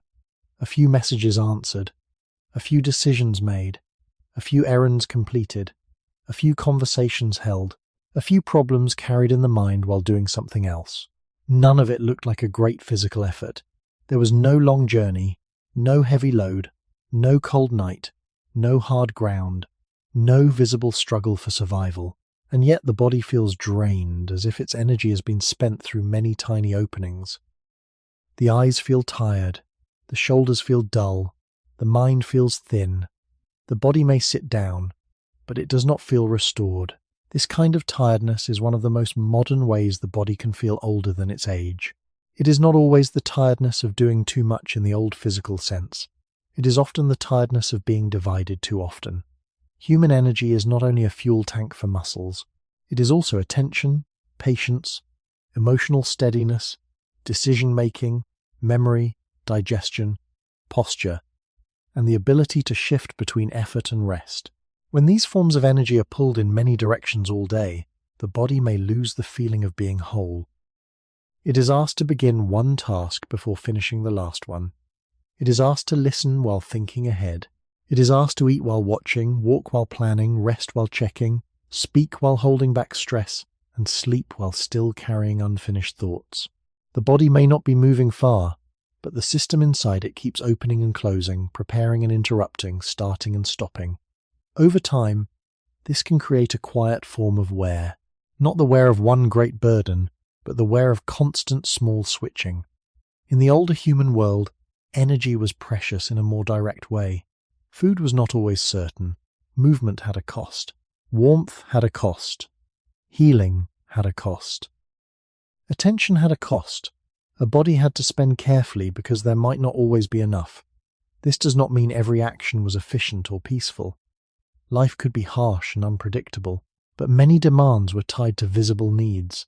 Walk to reach something, carry because something must be moved, watch because a sound matters, rest because the body has been used, eat because hunger has grown clear. In modern life, the demands can become smaller, faster, and less complete. A person may spend energy without feeling the satisfaction of finishing anything. One message leads to another, one worry opens into another, one screen brings more tasks than the body can answer through movement. The mind is constantly touched, but the body does not always receive a clear beginning, middle, and end.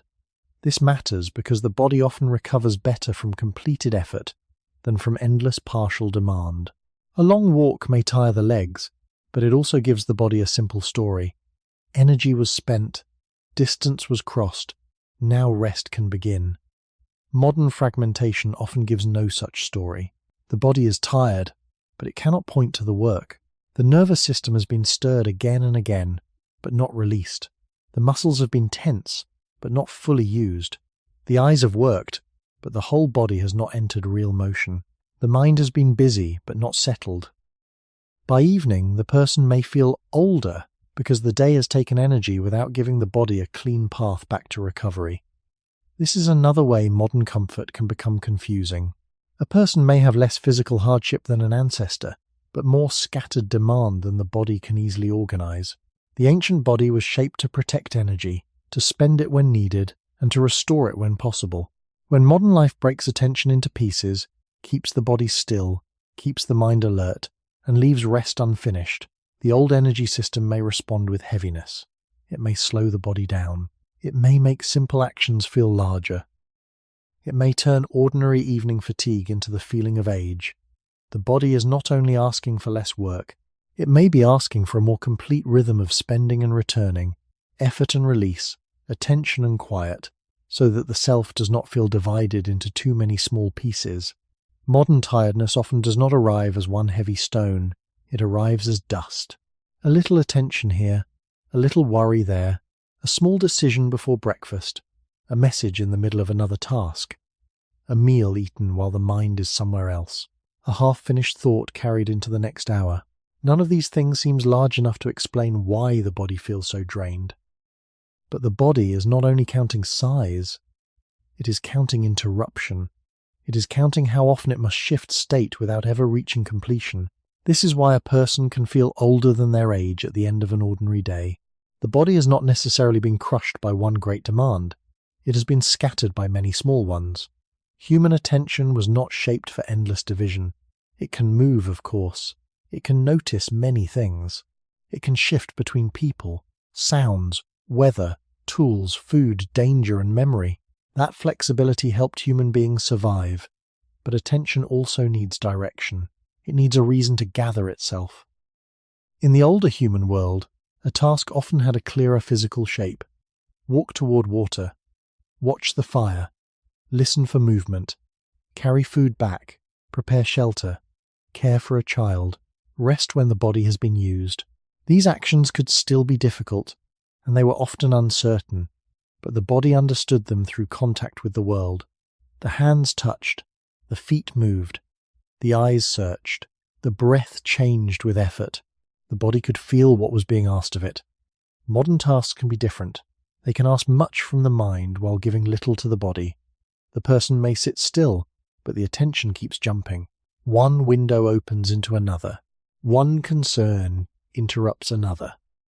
One small alarm reaches the nervous system, then disappears before the body can respond through action. The body prepares, but does not move. It receives a signal, but does not complete a cycle. It becomes alert, but does not find a clear ending. Over many hours, this creates a tiredness that feels strangely old. It is not the tiredness after honest labor, when muscles know what they have done. It is a tiredness without a simple story. The body has spent energy, but it cannot point to a path walked, a field crossed, a load carried, or a task finished with the whole body. It only knows that it has been called again and again. Eating can become part of this fragmentation. In an older rhythm, hunger and fullness were not always comfortable, but they were clearer signals. Food required effort, timing, sharing, and attention. Modern life can place food close at hand while the body is busy with something else. A person may eat while reading, watching, worrying, answering, or rushing. The stomach receives food, but the nervous system may not receive a true pause. The body is fed, yet not settled. Rest can become fragmented in the same way. A person may sit down, but still check messages. They may lie down, but still think through tomorrow. They may stop moving, but not stop preparing. The old body understands rest as a state change. Modern life often turns rest into a thinner version of work. The hands are still, the room is quiet, but the mind continues to open doors. This matters because recovery needs more than the absence of motion. It needs a lowering of demand. It needs enough safety for the body to release tension. It needs a moment when attention can stop defending itself. When rest is always mixed with stimulation, the body may remain half engaged. It never fully spends itself in movement, and it never fully returns in stillness. It lives between effort and recovery, and that in-between place can feel like age. Human evolution left us with a body that saves energy carefully. When the body senses repeated demand without deep recovery, it may become more cautious. It may slow the morning. It may make the limbs heavier. It may tighten the shoulders. It may reduce the feeling of ease in ordinary motion. These are not dramatic messages, but they are honest ones. They suggest that the body is trying to protect a limited budget. The ancient human body knew that energy mattered. It knew that attention mattered. It knew that recovery mattered. In modern life, energy can leak away not only through hard labor, but through constant division. And when too many small openings remain unclosed, the person may feel older, not because life has become visibly harder, but because the body has been denied the quiet wholeness it needs to feel restored. Energy, in the long human story, was never something to waste casually. A body that spent everything too soon could not simply assume that more would appear when needed. Food might require searching, preparing, waiting, sharing, or moving across distance. Warmth might require shelter, fire, closeness, or endurance. Safety might require attention. Healing might require time. Even rest depended on conditions outside the body. This old truth still lives inside us. Even though modern life has changed the surface of survival, the body still behaves as if energy matters, because energy has always mattered. It does not give all of itself away without consequence. It watches, saves, redirects, and protects. When demand becomes too scattered, the body may begin to hold back. It may not feel bright, open, or ready. It may feel slow, guarded, and older than the age written on paper. This is not because the body is lazy. It is because the body is careful. Human beings came from a world where carefulness had value. A person did not have endless strength for every task. The body had to choose when to push, when to wait, when to move, when to conserve, when to follow the group, when to stop and recover. These choices were not always conscious. They were built into fatigue, hunger, alertness, pain, and the feeling of effort. The body used sensation to guide behavior. Tiredness could prevent waste. Pain could prevent deeper injury. Hunger could direct attention toward food. Fear could sharpen awareness. Sleepiness could pull the body toward repair. These were not flaws in the system. They were part of how the body survived in a world where every cost had to be paid. In modern life, the costs are often less visible, but the old accounting remains. A person may spend energy on decisions, messages, social tension, worry, noise, light, planning, and constant small interruptions. None of these looks like carrying a heavy object across land, but the nervous system still responds. Attention is not free. Emotional control is not free. Sitting still while the mind races is not true rest. Holding the body in a tense shape for hours is not the same as doing nothing. The day may contain many small drains, and because each one is small, the mind may dismiss them. The body does not dismiss them so easily. It adds them together. Then, by evening, the person feels strangely emptied. The ancient body expects energy to move in a more complete cycle. It expects effort to use the muscles, breath, balance, and attention together. It expects a task to have a shape. It expects the body to spend itself, then return. Modern life can interrupt this cycle again and again. The body is asked to remain available without fully acting. It is asked to prepare without moving. It is asked to respond without finishing. It is asked to rest without truly lowering demand. In that pattern, energy does not flow like a tide going out and coming back in. It leaks. And when energy leaks for long enough, ordinary movement begins to feel expensive. Standing up takes more will. Walking across a room feels less automatic. A conversation feels heavier than it should. Sleep begins not as a peaceful descent, but as a collapse after too many unfinished signals. This is one reason the body can feel older than its age. It is not only reacting to the number of years lived, it is reacting to the way those years are spent, divided, interrupted, and repaired. The truth human evolution left behind is that the body is not a machine with unlimited output. It is a living creature built around balance. It can endure hardship, but it also needs return. It can spend energy, but it must recover.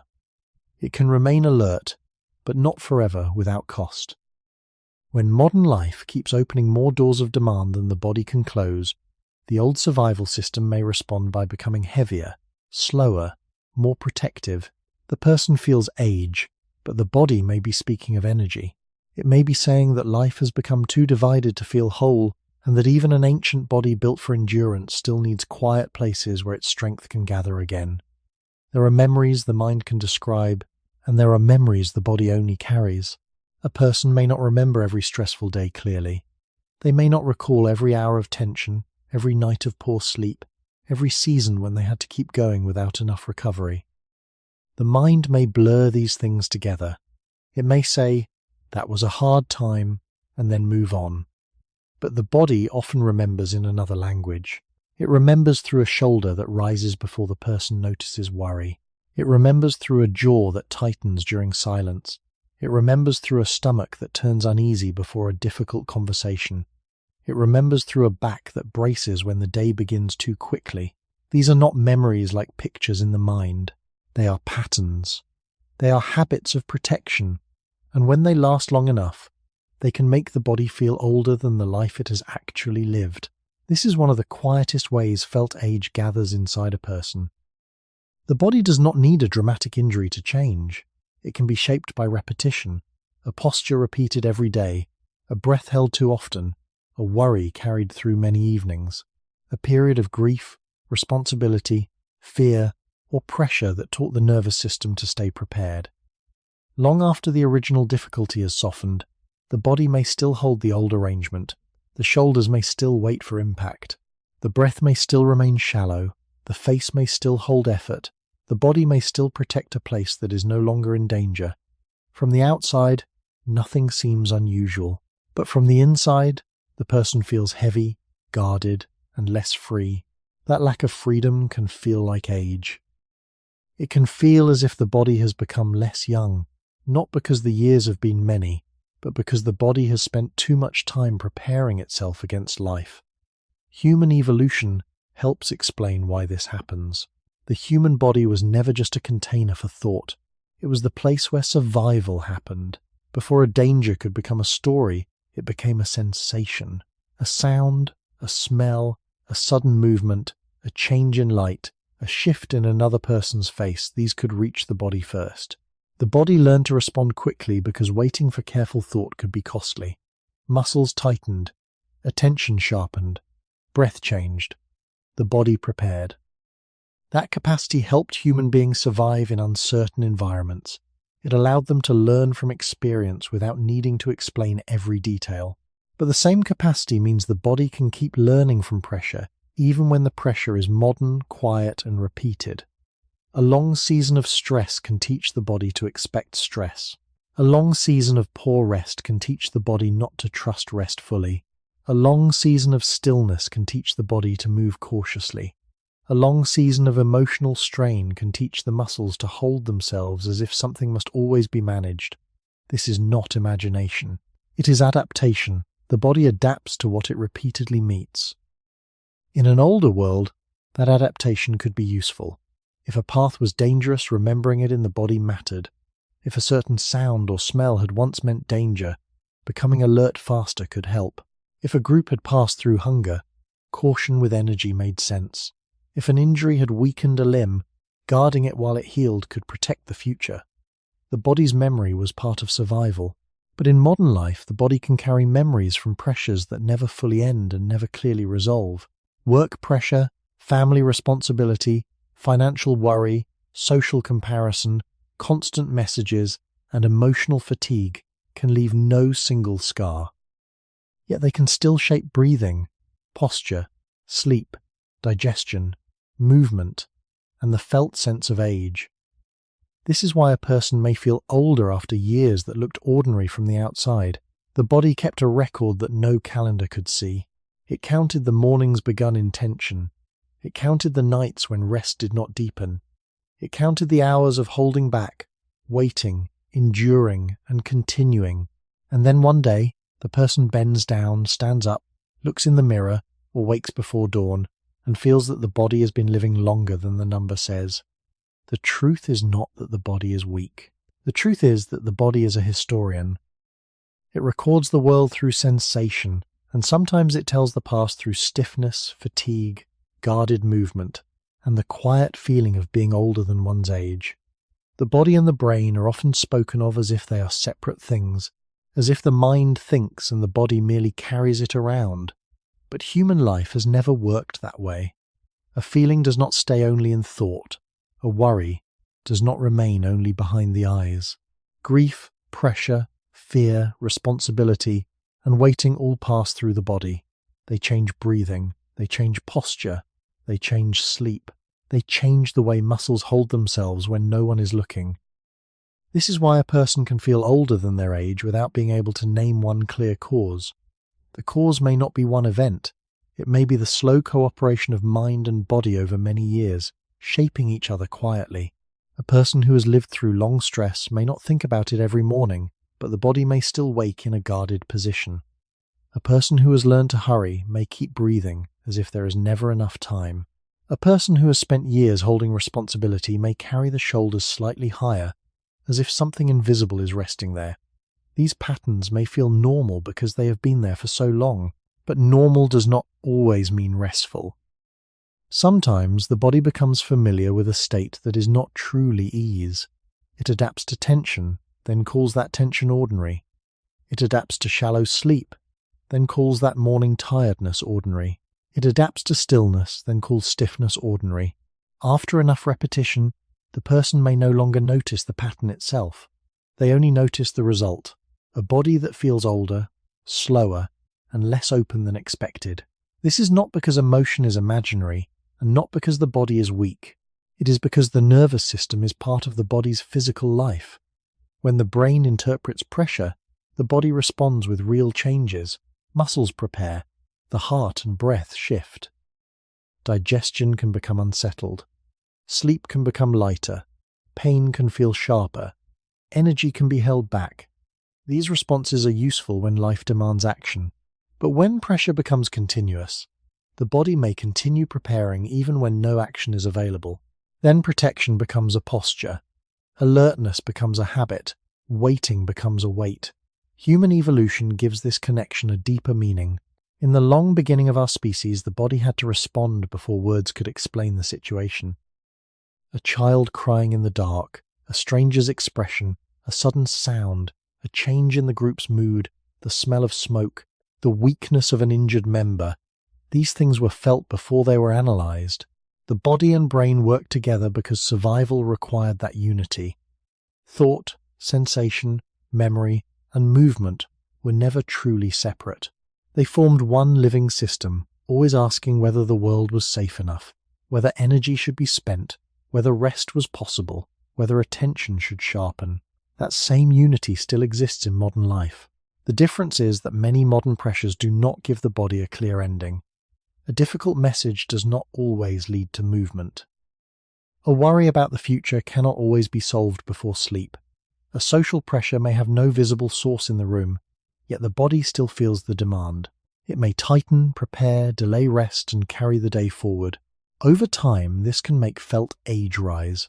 The body begins to feel as if it has lived through more than the calendar shows, because in a sense, it has carried more than the calendar can measure. It has carried invisible vigilance. It has carried interrupted sleep. It has carried unsaid words, unfinished tasks, repeated worry, and the long habit of continuing while not fully restored. The truth human evolution left behind is that the body is not a silent object beneath the mind. It is the place where life is registered. It turns experience into breath, posture, pain, warmth, fatigue, strength, and recovery. When those experiences become heavy or repeated, the body may speak through age-like sensations. It may not be saying that life is over or that youth has vanished. It may be saying that the mind and body have been carrying the same burdens together for a long time. The human body has always been a place where the world leaves traces. Long before people wrote histories on stone, clay, paper, or screens, experience was already being written into bodies. A long walk could leave tired legs. A cold season could leave a memory of hunger and caution. A healed injury could change the way a person stepped. A period of danger could make sleep lighter. A season of loss could change the face, the breath, and the way the shoulders rested. The body was never separate from history. It was history in living form. Every human being carried the environment through skin, bone, muscle, nerve, and memory. That is still true now, even if the environment has changed. The body continues to record the world, not in dates and names, but in sensations. It records whether the day allows movement or keeps the body still. It records whether night gives real rest or only a thin pause. It records whether stress rises and falls, or stays like a low pressure behind the ribs. It records whether the person feels safe enough to soften, breathe deeply, and stop preparing. This is why the feeling of being older than your age can be so hard to explain. It may not come from one place. It may come from many traces layered together, until the body begins to feel like it has lived more heavily than the calendar suggests. In the long human beginning, these traces were tied to the land. The ground could make the feet stronger or injured. The weather could shape hunger, shelter, movement, and rest. The distance between one place and another could become a fact inside the legs. The need to carry food, children, tools, or firewood could shape the back, hands, and shoulders. The safety of the group could decide whether the nervous system rested or remained alert. The body learned the world through use. It learned what was dangerous, what was familiar, what required caution, and what allowed release. We should not imagine this as a peaceful life. It was often harsh, but it was a life in which the body's memories had clear contact with real conditions. Modern life gives the body a different landscape. The ground is often flat. The temperature is controlled. The light can stay bright long after sunset.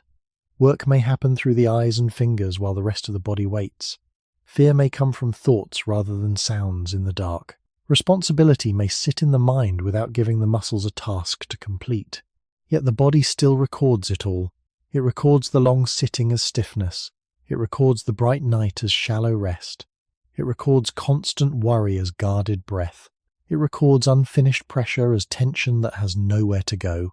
The person may say, "Nothing happened today," but the body may answer, "Many small things happened, and I carried them." This is not a dramatic claim. It is simply a quieter way of seeing the human body. We are not only thinking beings who happen to have flesh, we are living records of the conditions around us. Our bodies were shaped by ancient environments, and they are reshaped by daily life. Every generation inherits a body with deep evolutionary patterns, but every individual also builds a private history inside that body. Some of that history is visible. Scars, posture, strength, softness, movement, and expression can show pieces of it. Much of it is hidden. It appears as fatigue that comes too early, pain that has no simple story, sleep that never feels complete, or a strange heaviness that makes the person feel older than their years. When this happens, the body may be telling a story that the mind has not fully heard. It may be carrying the memory of pressure, stillness, duty, fear, recovery denied, or rhythms broken too often. Human evolution left behind a body that listens to life and changes with it. That ability helped our species survive. But it also means we cannot live as if the body forgets everything. It does not forget the world. It becomes the place where the world is kept. A body can be protected and still feel uneasy. This is one of the strange truths of modern life. A person may live under a roof, behind walls, with food nearby, clean water available, light at the touch of a switch, and a bed waiting at night. From the outside, the body seems to have gained what the older human world could not always give: shelter, warmth, safety, convenience. Yet inside, the body may not feel fully at home. It may feel tense in quiet rooms. It may feel tired after long hours indoors. It may feel restless even when there is no obvious danger. It may feel older than its age, not from a single wound or a single burden, but from losing contact with the larger world that once helped it understand itself. The human body did not begin as an indoor creature. It began in open conditions, among changing light, changing ground, changing weather, and the presence of other living beings. The body learned morning through brightness spreading across the land. It learned evening through shadows and cooling air. It learned balance from uneven ground. It learned distance from walking. It learned hunger and effort together. It learned rest after the muscles had actually been used. It learned alertness from sounds, movement, scent, and the behavior of others. These signals were not always gentle. They could be dangerous, harsh, and unforgiving, but they were direct. They told the body where it was in time and space. Modern life can soften many of those signals until the body has less to read. The floor is flat, the air is controlled, the light is artificial. The day can pass without much change in temperature, posture, or horizon. The eyes may look at a glowing surface for hours while the rest of the body waits in the same position. The feet may rarely meet rough ground. The skin may rarely feel the true shift between morning, afternoon, evening, and night.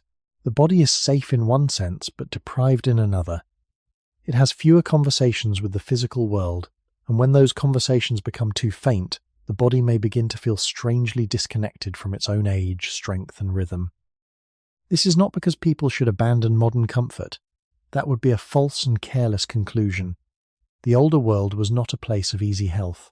It brought cold, injury, infection, hunger, danger, and deep uncertainty. Modern shelter has saved countless lives and reduced many forms of suffering. But protection and belonging are not exactly the same. A body can be protected from weather and still miss the steady message of daylight. It can be protected from rough ground and still lose some of the balance that rough ground once kept awake. It can be protected from cold and heat, yet become less aware of the natural shifts that help mark time. It can be surrounded by comfort and still feel that something important has gone quiet. Human evolution left us with bodies that are responsive to place. The nervous system listens to surroundings. The skin listens. The eyes listen. The muscles listen. The feet listen.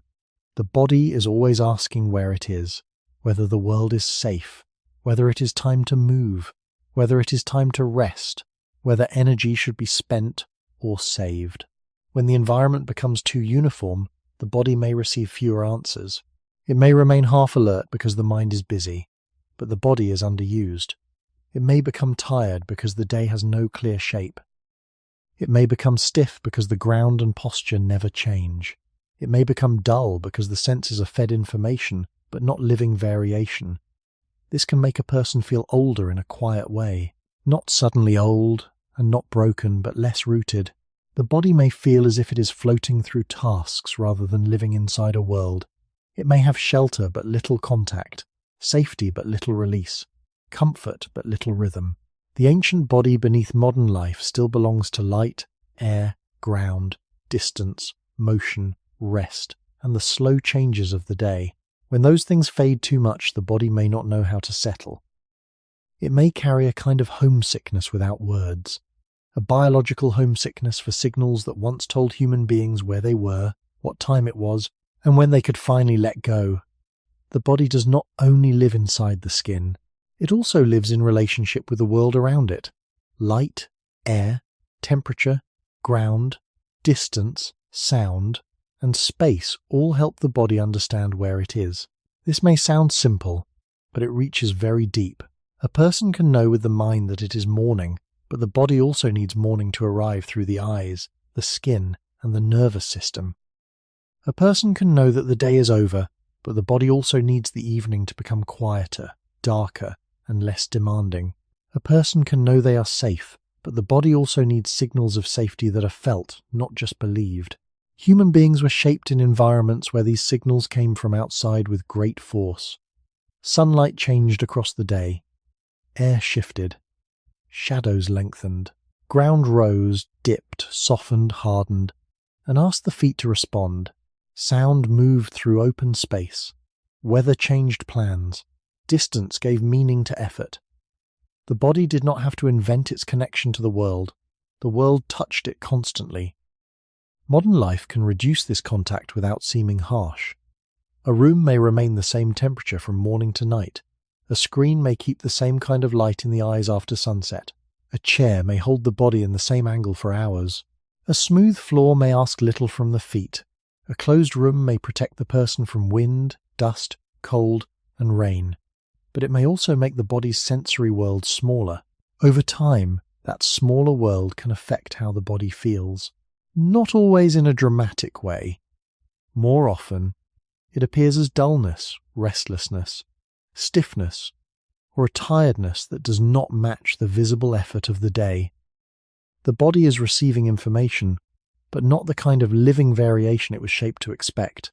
Natural light is one of the clearest examples. The body uses light as a powerful time signal. Morning brightness helps tell the nervous system that the day has begun. Evening darkness helps prepare the body to slow down. But modern light can blur that message.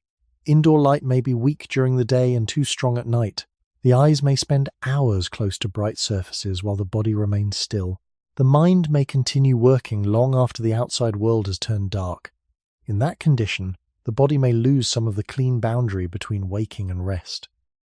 Night becomes less like a true descent and more like a dim continuation of the day. The next morning, the body may wake without feeling fully returned.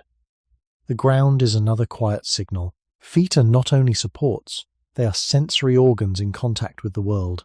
They tell the body about pressure, balance, direction, and stability. In the long human beginning, ground was rarely perfectly flat. The body had to make small corrections all the time. Ankles, knees, hips, spine, and attention worked together. Modern surfaces are easier and safer in many ways, but they can also make the body's balance conversation less rich. A person may walk every day, but mostly on flat floors and shoes, through predictable spaces. The body moves, yet receives fewer questions from the ground. Slowly, balance and posture may feel less awake. The person may not notice this as a loss of environmental contact. They may only feel less steady, less lively, a little older inside movement. Air, temperature, and open space also matter. A changing breeze, a cool morning, warm sunlight, the feeling of distance around the body, these are not luxuries in the deeper biological sense. They are part of how the body locates itself. The ancient human body lived in a world that kept reminding it of time and place. Modern life can become sealed, steady, and repetitive. It protects, but it also smooths away difference. And without enough difference, the body may have trouble shifting states. It may remain mentally busy but physically understimulated. It may feel safe but not fully settled. It may feel comfortable but not truly restored.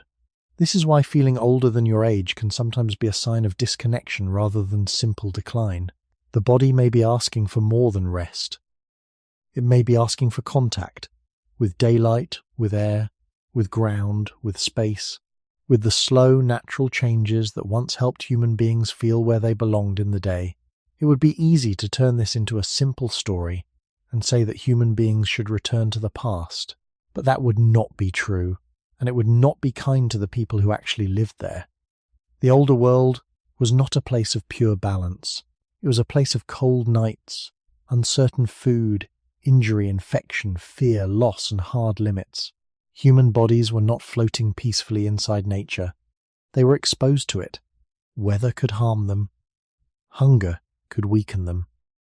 A broken bone, a bad tooth, a difficult birth, or a small wound could become serious in ways modern people often do not have to face. So, the truth is not that the past was better. The truth is that the body was shaped in a world where it had direct contact with the forces around it, and modern life has protected us from many of those forces, while also separating us from some of the signals that help the body feel located in time and place. This difference matters. A person can be safer now and still feel strangely unwell inside the body. A person can have shelter, food, warmth, and medicine, yet still wake up tired, stiff, restless, or older than expected. That does not mean the body is ungrateful for comfort. The body does not think in those terms. It simply responds to what reaches it. If the day brings little natural light, little real movement, little contact with open air, little variation in temperature, little silence, little deep rest, and many hours of mental pressure, the body receives that as its world. It adapts to that world. It becomes used to narrow spaces, repeated posture, constant information, and recovery that is always being postponed. Over time, the body may begin to feel less like a living creature in a landscape and more like a tired system trying to keep functioning inside a room. The older human body knew the world through contact. The feet knew the ground, the skin knew the air, the eyes knew the changing light, the muscles knew the distance between one place and another, the nervous system knew the presence of other people, the sound of night, the lowering of evening, the warming of morning. None of this made life easy, but it gave the body a constant stream of information. Modern life often turns that stream into a thin line. The body may pass from bed to chair, from chair to vehicle, from vehicle to screen, from screen back to bed. The mind may travel far through images, messages, worries, and memories, while the body remains in almost the same small range. The result is not always dramatic. It may appear as a dull tiredness, a lack of ease, a feeling of being slightly removed from oneself. This is one reason the feeling of age can arrive early. The body is not only counting birthdays, it is counting contact. It is counting how often it meets light, ground, air, motion, rest, and real quiet. Human evolution left behind a body that belongs to relationship. It was not made to exist as a sealed object, separate from the world. It was made to sense, respond, adjust, and return. When that relationship becomes too thin, the body may become guarded, heavy, and less awake. Yet this does not require a false rejection of modern life.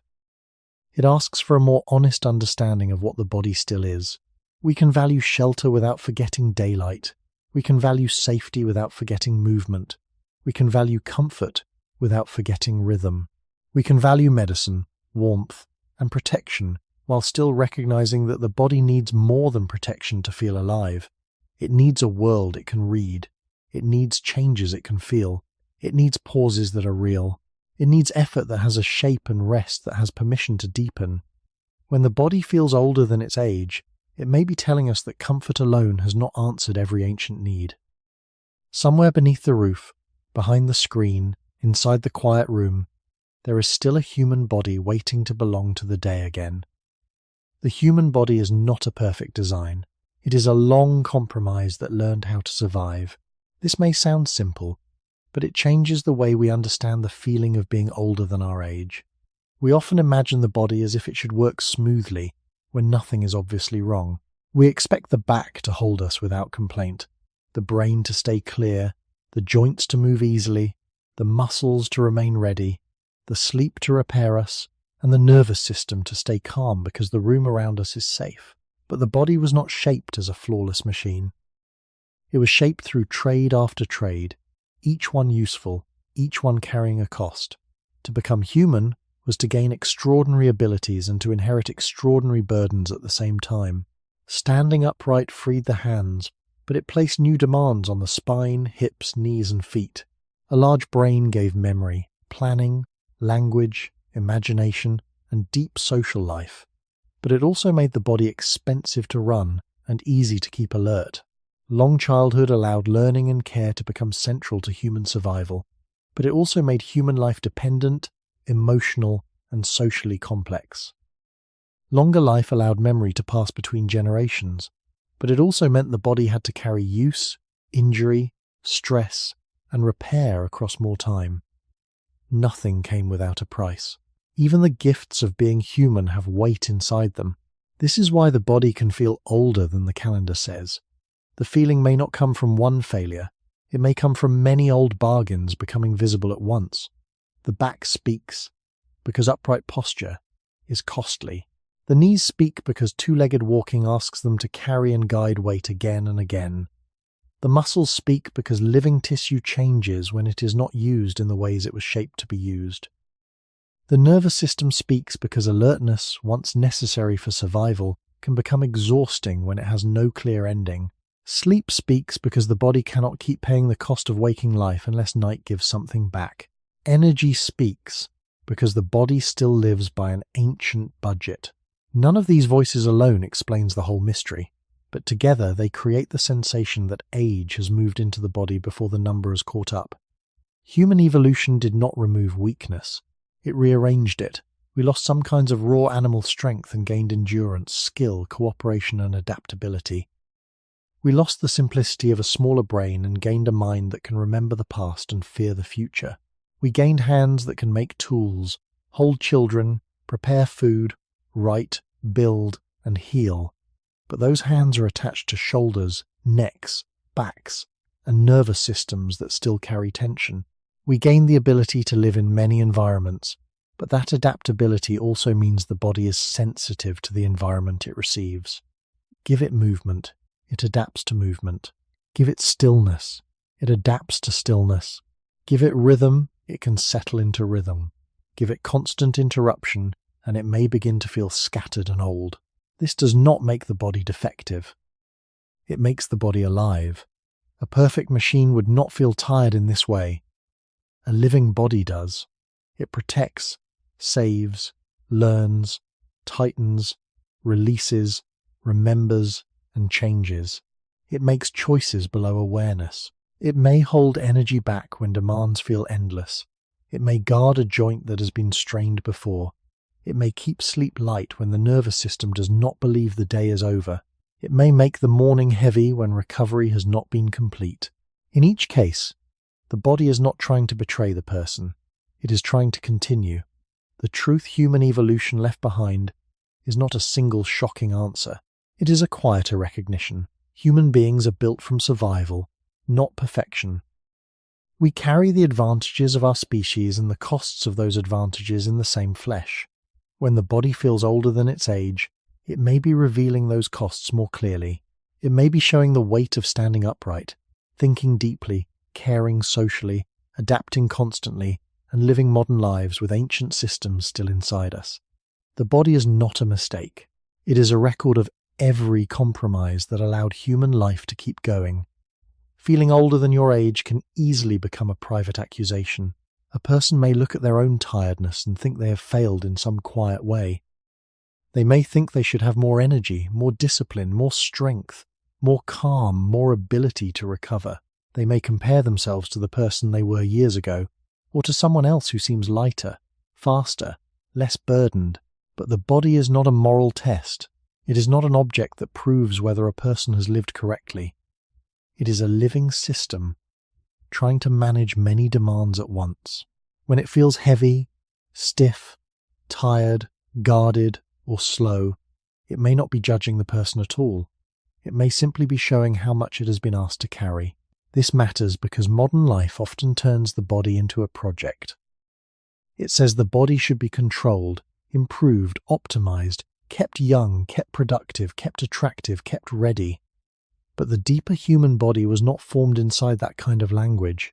It was formed inside need, weather, movement, hunger, care, danger, rest, injury, and repair. It learned to survive by listening to limits. It learned to slow down when energy had to be saved. It learned to tighten when protection was needed. It learned to feel pain so damage would not be ignored. It learned to become tired so a living creature would eventually stop, seek rest, and restore what had been spent. These signals can be uncomfortable, but they are not meaningless. They are part of the body's older intelligence. When a person feels older than their age, one hidden reason may be that too many systems are being asked to work without enough return. The muscles may be underused, while the mind is overused. The back may be held in stillness, while the nervous system remains alert. Sleep may be expected to repair the whole day, even after the evening has been filled with light, worry, food, noise, or unfinished thought. The body may be told to keep going, while the ancient systems underneath are trying to decide whether to spend energy, protect it, or hold it back. From the outside, this may look like ordinary life. From the inside, it can feel like age. That feeling should not be dismissed, but it should also not be turned too quickly into shame. A body that slows down is not always a body that has failed. Sometimes it is a body that is trying to prevent deeper exhaustion. A body that feels stiff is not always broken. Sometimes it has adapted to long stillness and is asking for movement. A body that wakes tired is not always weak. Sometimes it has slept without truly standing down. A body that feels older than its age may be asking not for blame, but for interpretation. Human evolution left us with systems that respond to context. The body changes according to the world it repeatedly meets. If it meets motion, it adjusts toward motion. If it meets sitting, it adjusts toward sitting. If it meets threat, even quiet threat, it adjusts toward guarding. If it meets night that does not feel like night, it may not restore as deeply. If it meets constant division of attention, it may lose the feeling of wholeness. These responses are not personal failures. They are biological responses shaped by a long history of survival. A long history of survival. The body is doing what bodies do, adapting. But adaptation does not always feel good. Sometimes adapting to a difficult pattern feels like getting older. This is the gentler truth beneath the harder one. The human body is full of limits, but those limits are not insults. They are evidence that the body is alive, responsive, and still trying to protect the future. To feel older than your age is not automatically to be losing the body. It may be to hear it more clearly than before. It may be to notice that the ancient balance between effort and recovery, alertness and release, movement and rest, has become uneven. And if that is true, then the feeling is not only a warning, it is also a message from a body that has not stopped working for you, even when it feels tired. The body becomes easier to understand when we stop imagining it as a new machine and begin seeing it as a living history. A machine can be judged by how perfectly it performs a task. A body cannot. A body has grown out of older bodies, older environments, older dangers, and older solutions. It carries parts that were shaped for walking, carrying, sensing, remembering, protecting, digesting, healing, sleeping, and belonging to a group. It carries adaptations that were never made for comfort alone. It carries compromises that allowed human life to continue, even when the conditions were difficult. This is why the feeling of being older than your age can be so deep. It is not only about today's tiredness. It is about the way today's tiredness touches something much older. A stiff back may belong to one morning, but it also belongs to the long story of standing upright. A tired mind may belong to one stressful week, but it also belongs to the long story of a brain that learned to predict danger. A heavy body may belong to one poor night of sleep, but it also belongs to the ancient truth that waking life must be paid back through repair. The human body is not a polished object. It is a record of survival. It has been shaped by scarcity, movement, weather, care, injury, fear, rest, hunger, memory, and time. And because it is a record, it does not feel life as a clean line. It feels life in layers. There is the layer of the present day, how well you slept, how long you sat, what you carried, what you worried about, how much light reached you, how much movement the body received. Beneath that, there is the layer of personal history, old injuries, repeated stress, years of habits, seasons of grief, responsibility, work, recovery, and neglect. Beneath that, there is the deeper layer of human history, the upright spine, the sensitive nervous system, the costly brain, the need for rhythm, the dependence on sleep, the muscles that expect use, the body that still listens for safety. When these layers meet, the result can feel like age. Not because the body is lying, and not because the person is weak, but because the body is telling several truths at once. It is saying that the present has a cost. It is saying that repeated patterns become physical. It is saying that ancient systems still live inside modern days. This is why the body can be both strong and vulnerable. It can adapt to many things, but adaptation itself leaves a shape. It can survive strain, but strain is not erased. It can heal, but healing takes time. It can keep going, but continuing is not the same as being untouched. Human evolution gave us a body capable of extraordinary endurance, but not endless renewal without conditions. It gave us a body that can learn from the world, but that also means the world can leave marks. It gave us a body that can protect itself, but protection can become tension when it lasts too long. It gave us a body that can save energy, but saving energy can feel like heaviness when life keeps asking without returning. There is something honest in this. The body does not flatter us. It does not pretend that cost does not exist. It does not keep the calendar as neatly as the mind does. It carries time through tissue, sleep, pain, breath, and readiness. When it feels older than its age, it may be revealing the quiet weight of all the compromises that keep a human being alive. But that does not make the body tragic. It makes it real. It is not a failed machine. It is a living survivor, built from many unfinished negotiations between need and limit, effort and repair, danger and safety, youth and time. To feel this is not to know the whole answer yet. It is only to begin seeing the body as something ancient, patient, and burdened with memory. Maybe the first gentler question is not, why is my body failing me, but what has my body been carrying? That question changes the room around the feeling.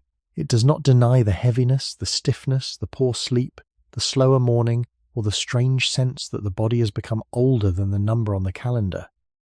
It simply looks at those sensations with less accusation. A body is not a clean surface that life moves across without leaving marks. It is the place where life is received, endured, repaired, and remembered. It carries years, but it also carries days.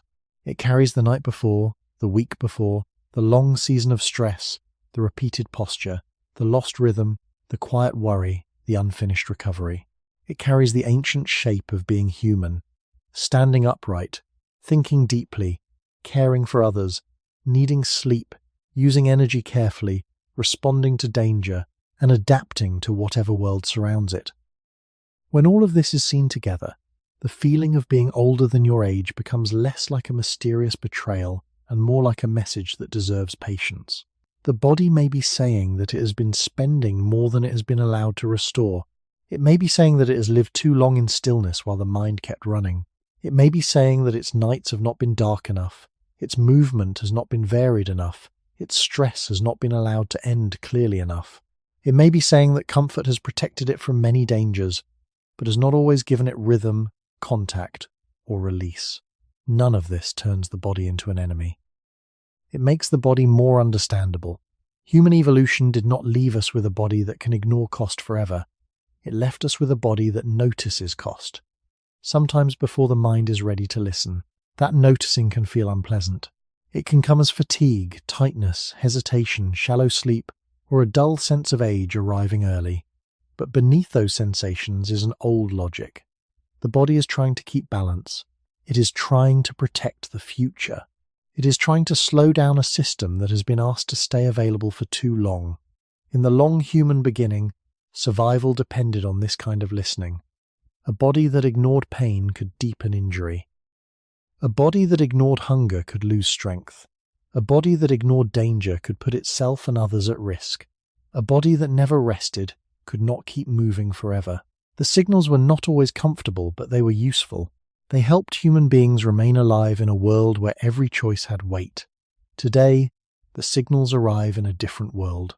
The ground is smoother, the light is artificial, the worries are often invisible. The work may happen in the mind more than the muscles. The danger may be social, financial, emotional, or imagined, rather than standing nearby in the dark. Yet the body still uses old signals to speak. It still asks for movement after stillness. It still asks for darkness after light. It still asks for rest after effort. It still asks for safety after alertness. It still asks for a return after too much spending. To hear these signals gently is not to make a health promise, and not to offer a simple cure. It is only to begin with honesty. The body is not separate from history.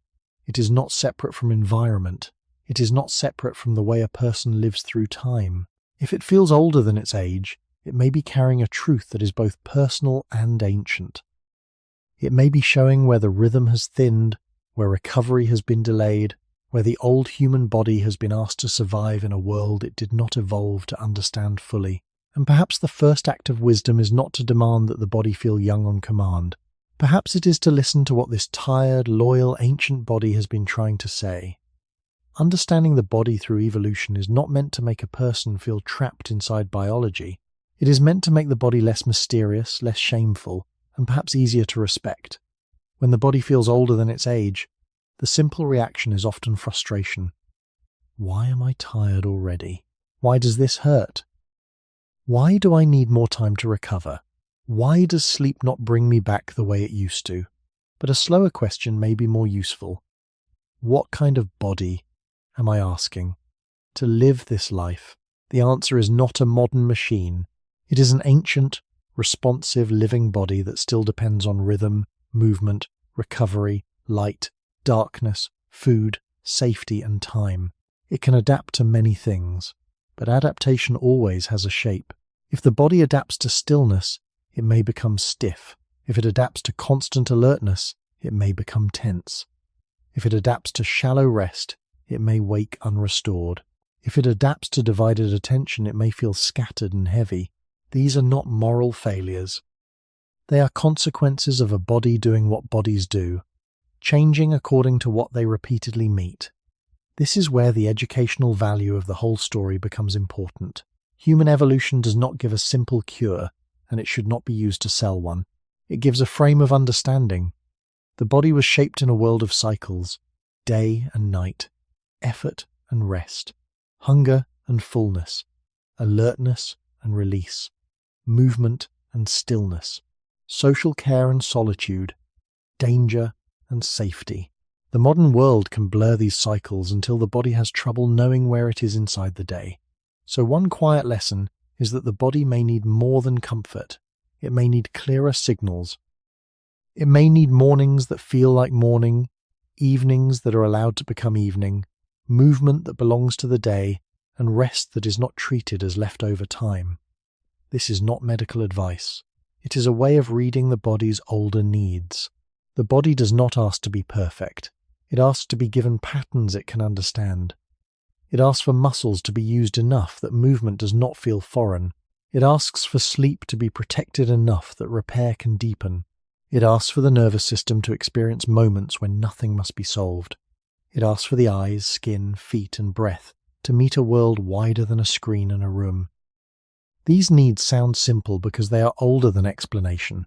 They were present before written history, before cities, before machines, before the idea that every hour of life should be productive. The human body carries that past quietly. It does not announce it in words. It announces it in how easily we rise, how deeply we sleep, how freely we breathe, how steady we feel when the day begins. To understand this is to see the body with less harshness. A tired body is not always a lazy body. A stiff body is not always a broken body. A restless body is not always an ungrateful body. Sometimes it is a body asking for the return of balance. It is asking for the old conversation between effort and repair to be restored in some small way. It is asking not to be treated as endless, because no living body is endless. The truth human evolution left behind is humbling. We are strong, but not without cost. We are adaptable, but not without consequence. We are intelligent, but the thinking brain can exhaust the flesh that carries it. We are protected by modern life, but still shaped by older rhythms that comfort alone cannot replace. When your body feels older than your age, the meaning may not be that you are already losing yourself. It may be that your body is still loyal enough to tell the truth. It is telling you that time is not only counted in years, it is counted in recovery, in movement, in stress, in sleep, in the quiet return of the body to itself. And if there is wisdom here, it begins with listening, not with blame. The body that feels older than its age may not be asking for a final explanation. It may be asking to be seen as part of a longer story. A person can count the years and still miss the weight that has gathered between them. The body counts differently. It counts nights that did not restore. It counts seasons of worry. It counts long hours of stillness. It counts the muscles that waited too long to be used, the breath that stayed shallow, the shoulders that held more than they should have, the mind that stayed alert after the room became quiet. It also counts older things, things no individual person chose. The upright spine, the costly brain, the need for sleep, the hunger for rhythm, the ancient habit of guarding against danger, the deep dependence on movement, rest, light, darkness, and belonging. All of these live together inside one human frame. This is why the feeling can be so difficult to name. It is not only tiredness, it is not only pain, it is not only stress, it is not only age. It is the meeting point between a modern life and an ancient body, a body shaped by ground, weather, distance, hunger, fear, care, and recovery now lives among rooms, clocks, screens, chairs, artificial light, constant information, and pressures that often have no clear ending. The body tries to adapt. It always has. That is one of its oldest strengths. But adaptation does not mean nothing is lost. Sometimes the cost appears as stiffness, sometimes as shallow sleep, sometimes as a morning that begins too slowly, sometimes as a feeling that the body has become heavier than the life around it seems to justify. To understand this is not to reject the present. Modern life has brought protection, medicine, shelter, warmth, safety, and relief from many dangers that once shaped human existence. It would be false to pretend the old world was kinder, but it would also be false to pretend that comfort answers every ancient need. The body still needs rhythm. It still needs effort that belongs to the whole body, not only the mind. It still needs rest that is allowed to deepen. It still needs darkness that feels like an ending, and mourning that feels like a beginning. It still needs moments when the nervous system can believe that nothing must be solved right now. It still needs to belong, not only to a schedule, but to a living world. Perhaps that is the quiet truth human evolution left behind. The body was never made to be untouched by life. It was made to continue through life, to record it, to learn from it, to be changed by it, and to keep going as long as it could. Feeling older than your age may be painful, but it may also be honest. It may be the body revealing where the old balance has thinned. It may be showing where recovery has fallen behind cost. It may be reminding you that being human has always meant living inside limits, not escaping them. And there is something deeply human in that. Every generation before us carried bodies that were strong and vulnerable at the same time. They woke tired. They healed slowly. They guarded old injuries. They moved through fear, hunger, weather, care, and loss. They did not have perfect bodies either. They had bodies that endured. We inherit that endurance, but also the need for return. So when the body feels older than the age written beside your name, perhaps the question is not only what has gone wrong, perhaps the question is what ancient signal is still trying to be heard. What would it mean to live in a way that lets the body remember not only survival, but restoration? And if this tired, loyal, ancient body could speak clearly tonight, what would it ask us to give back?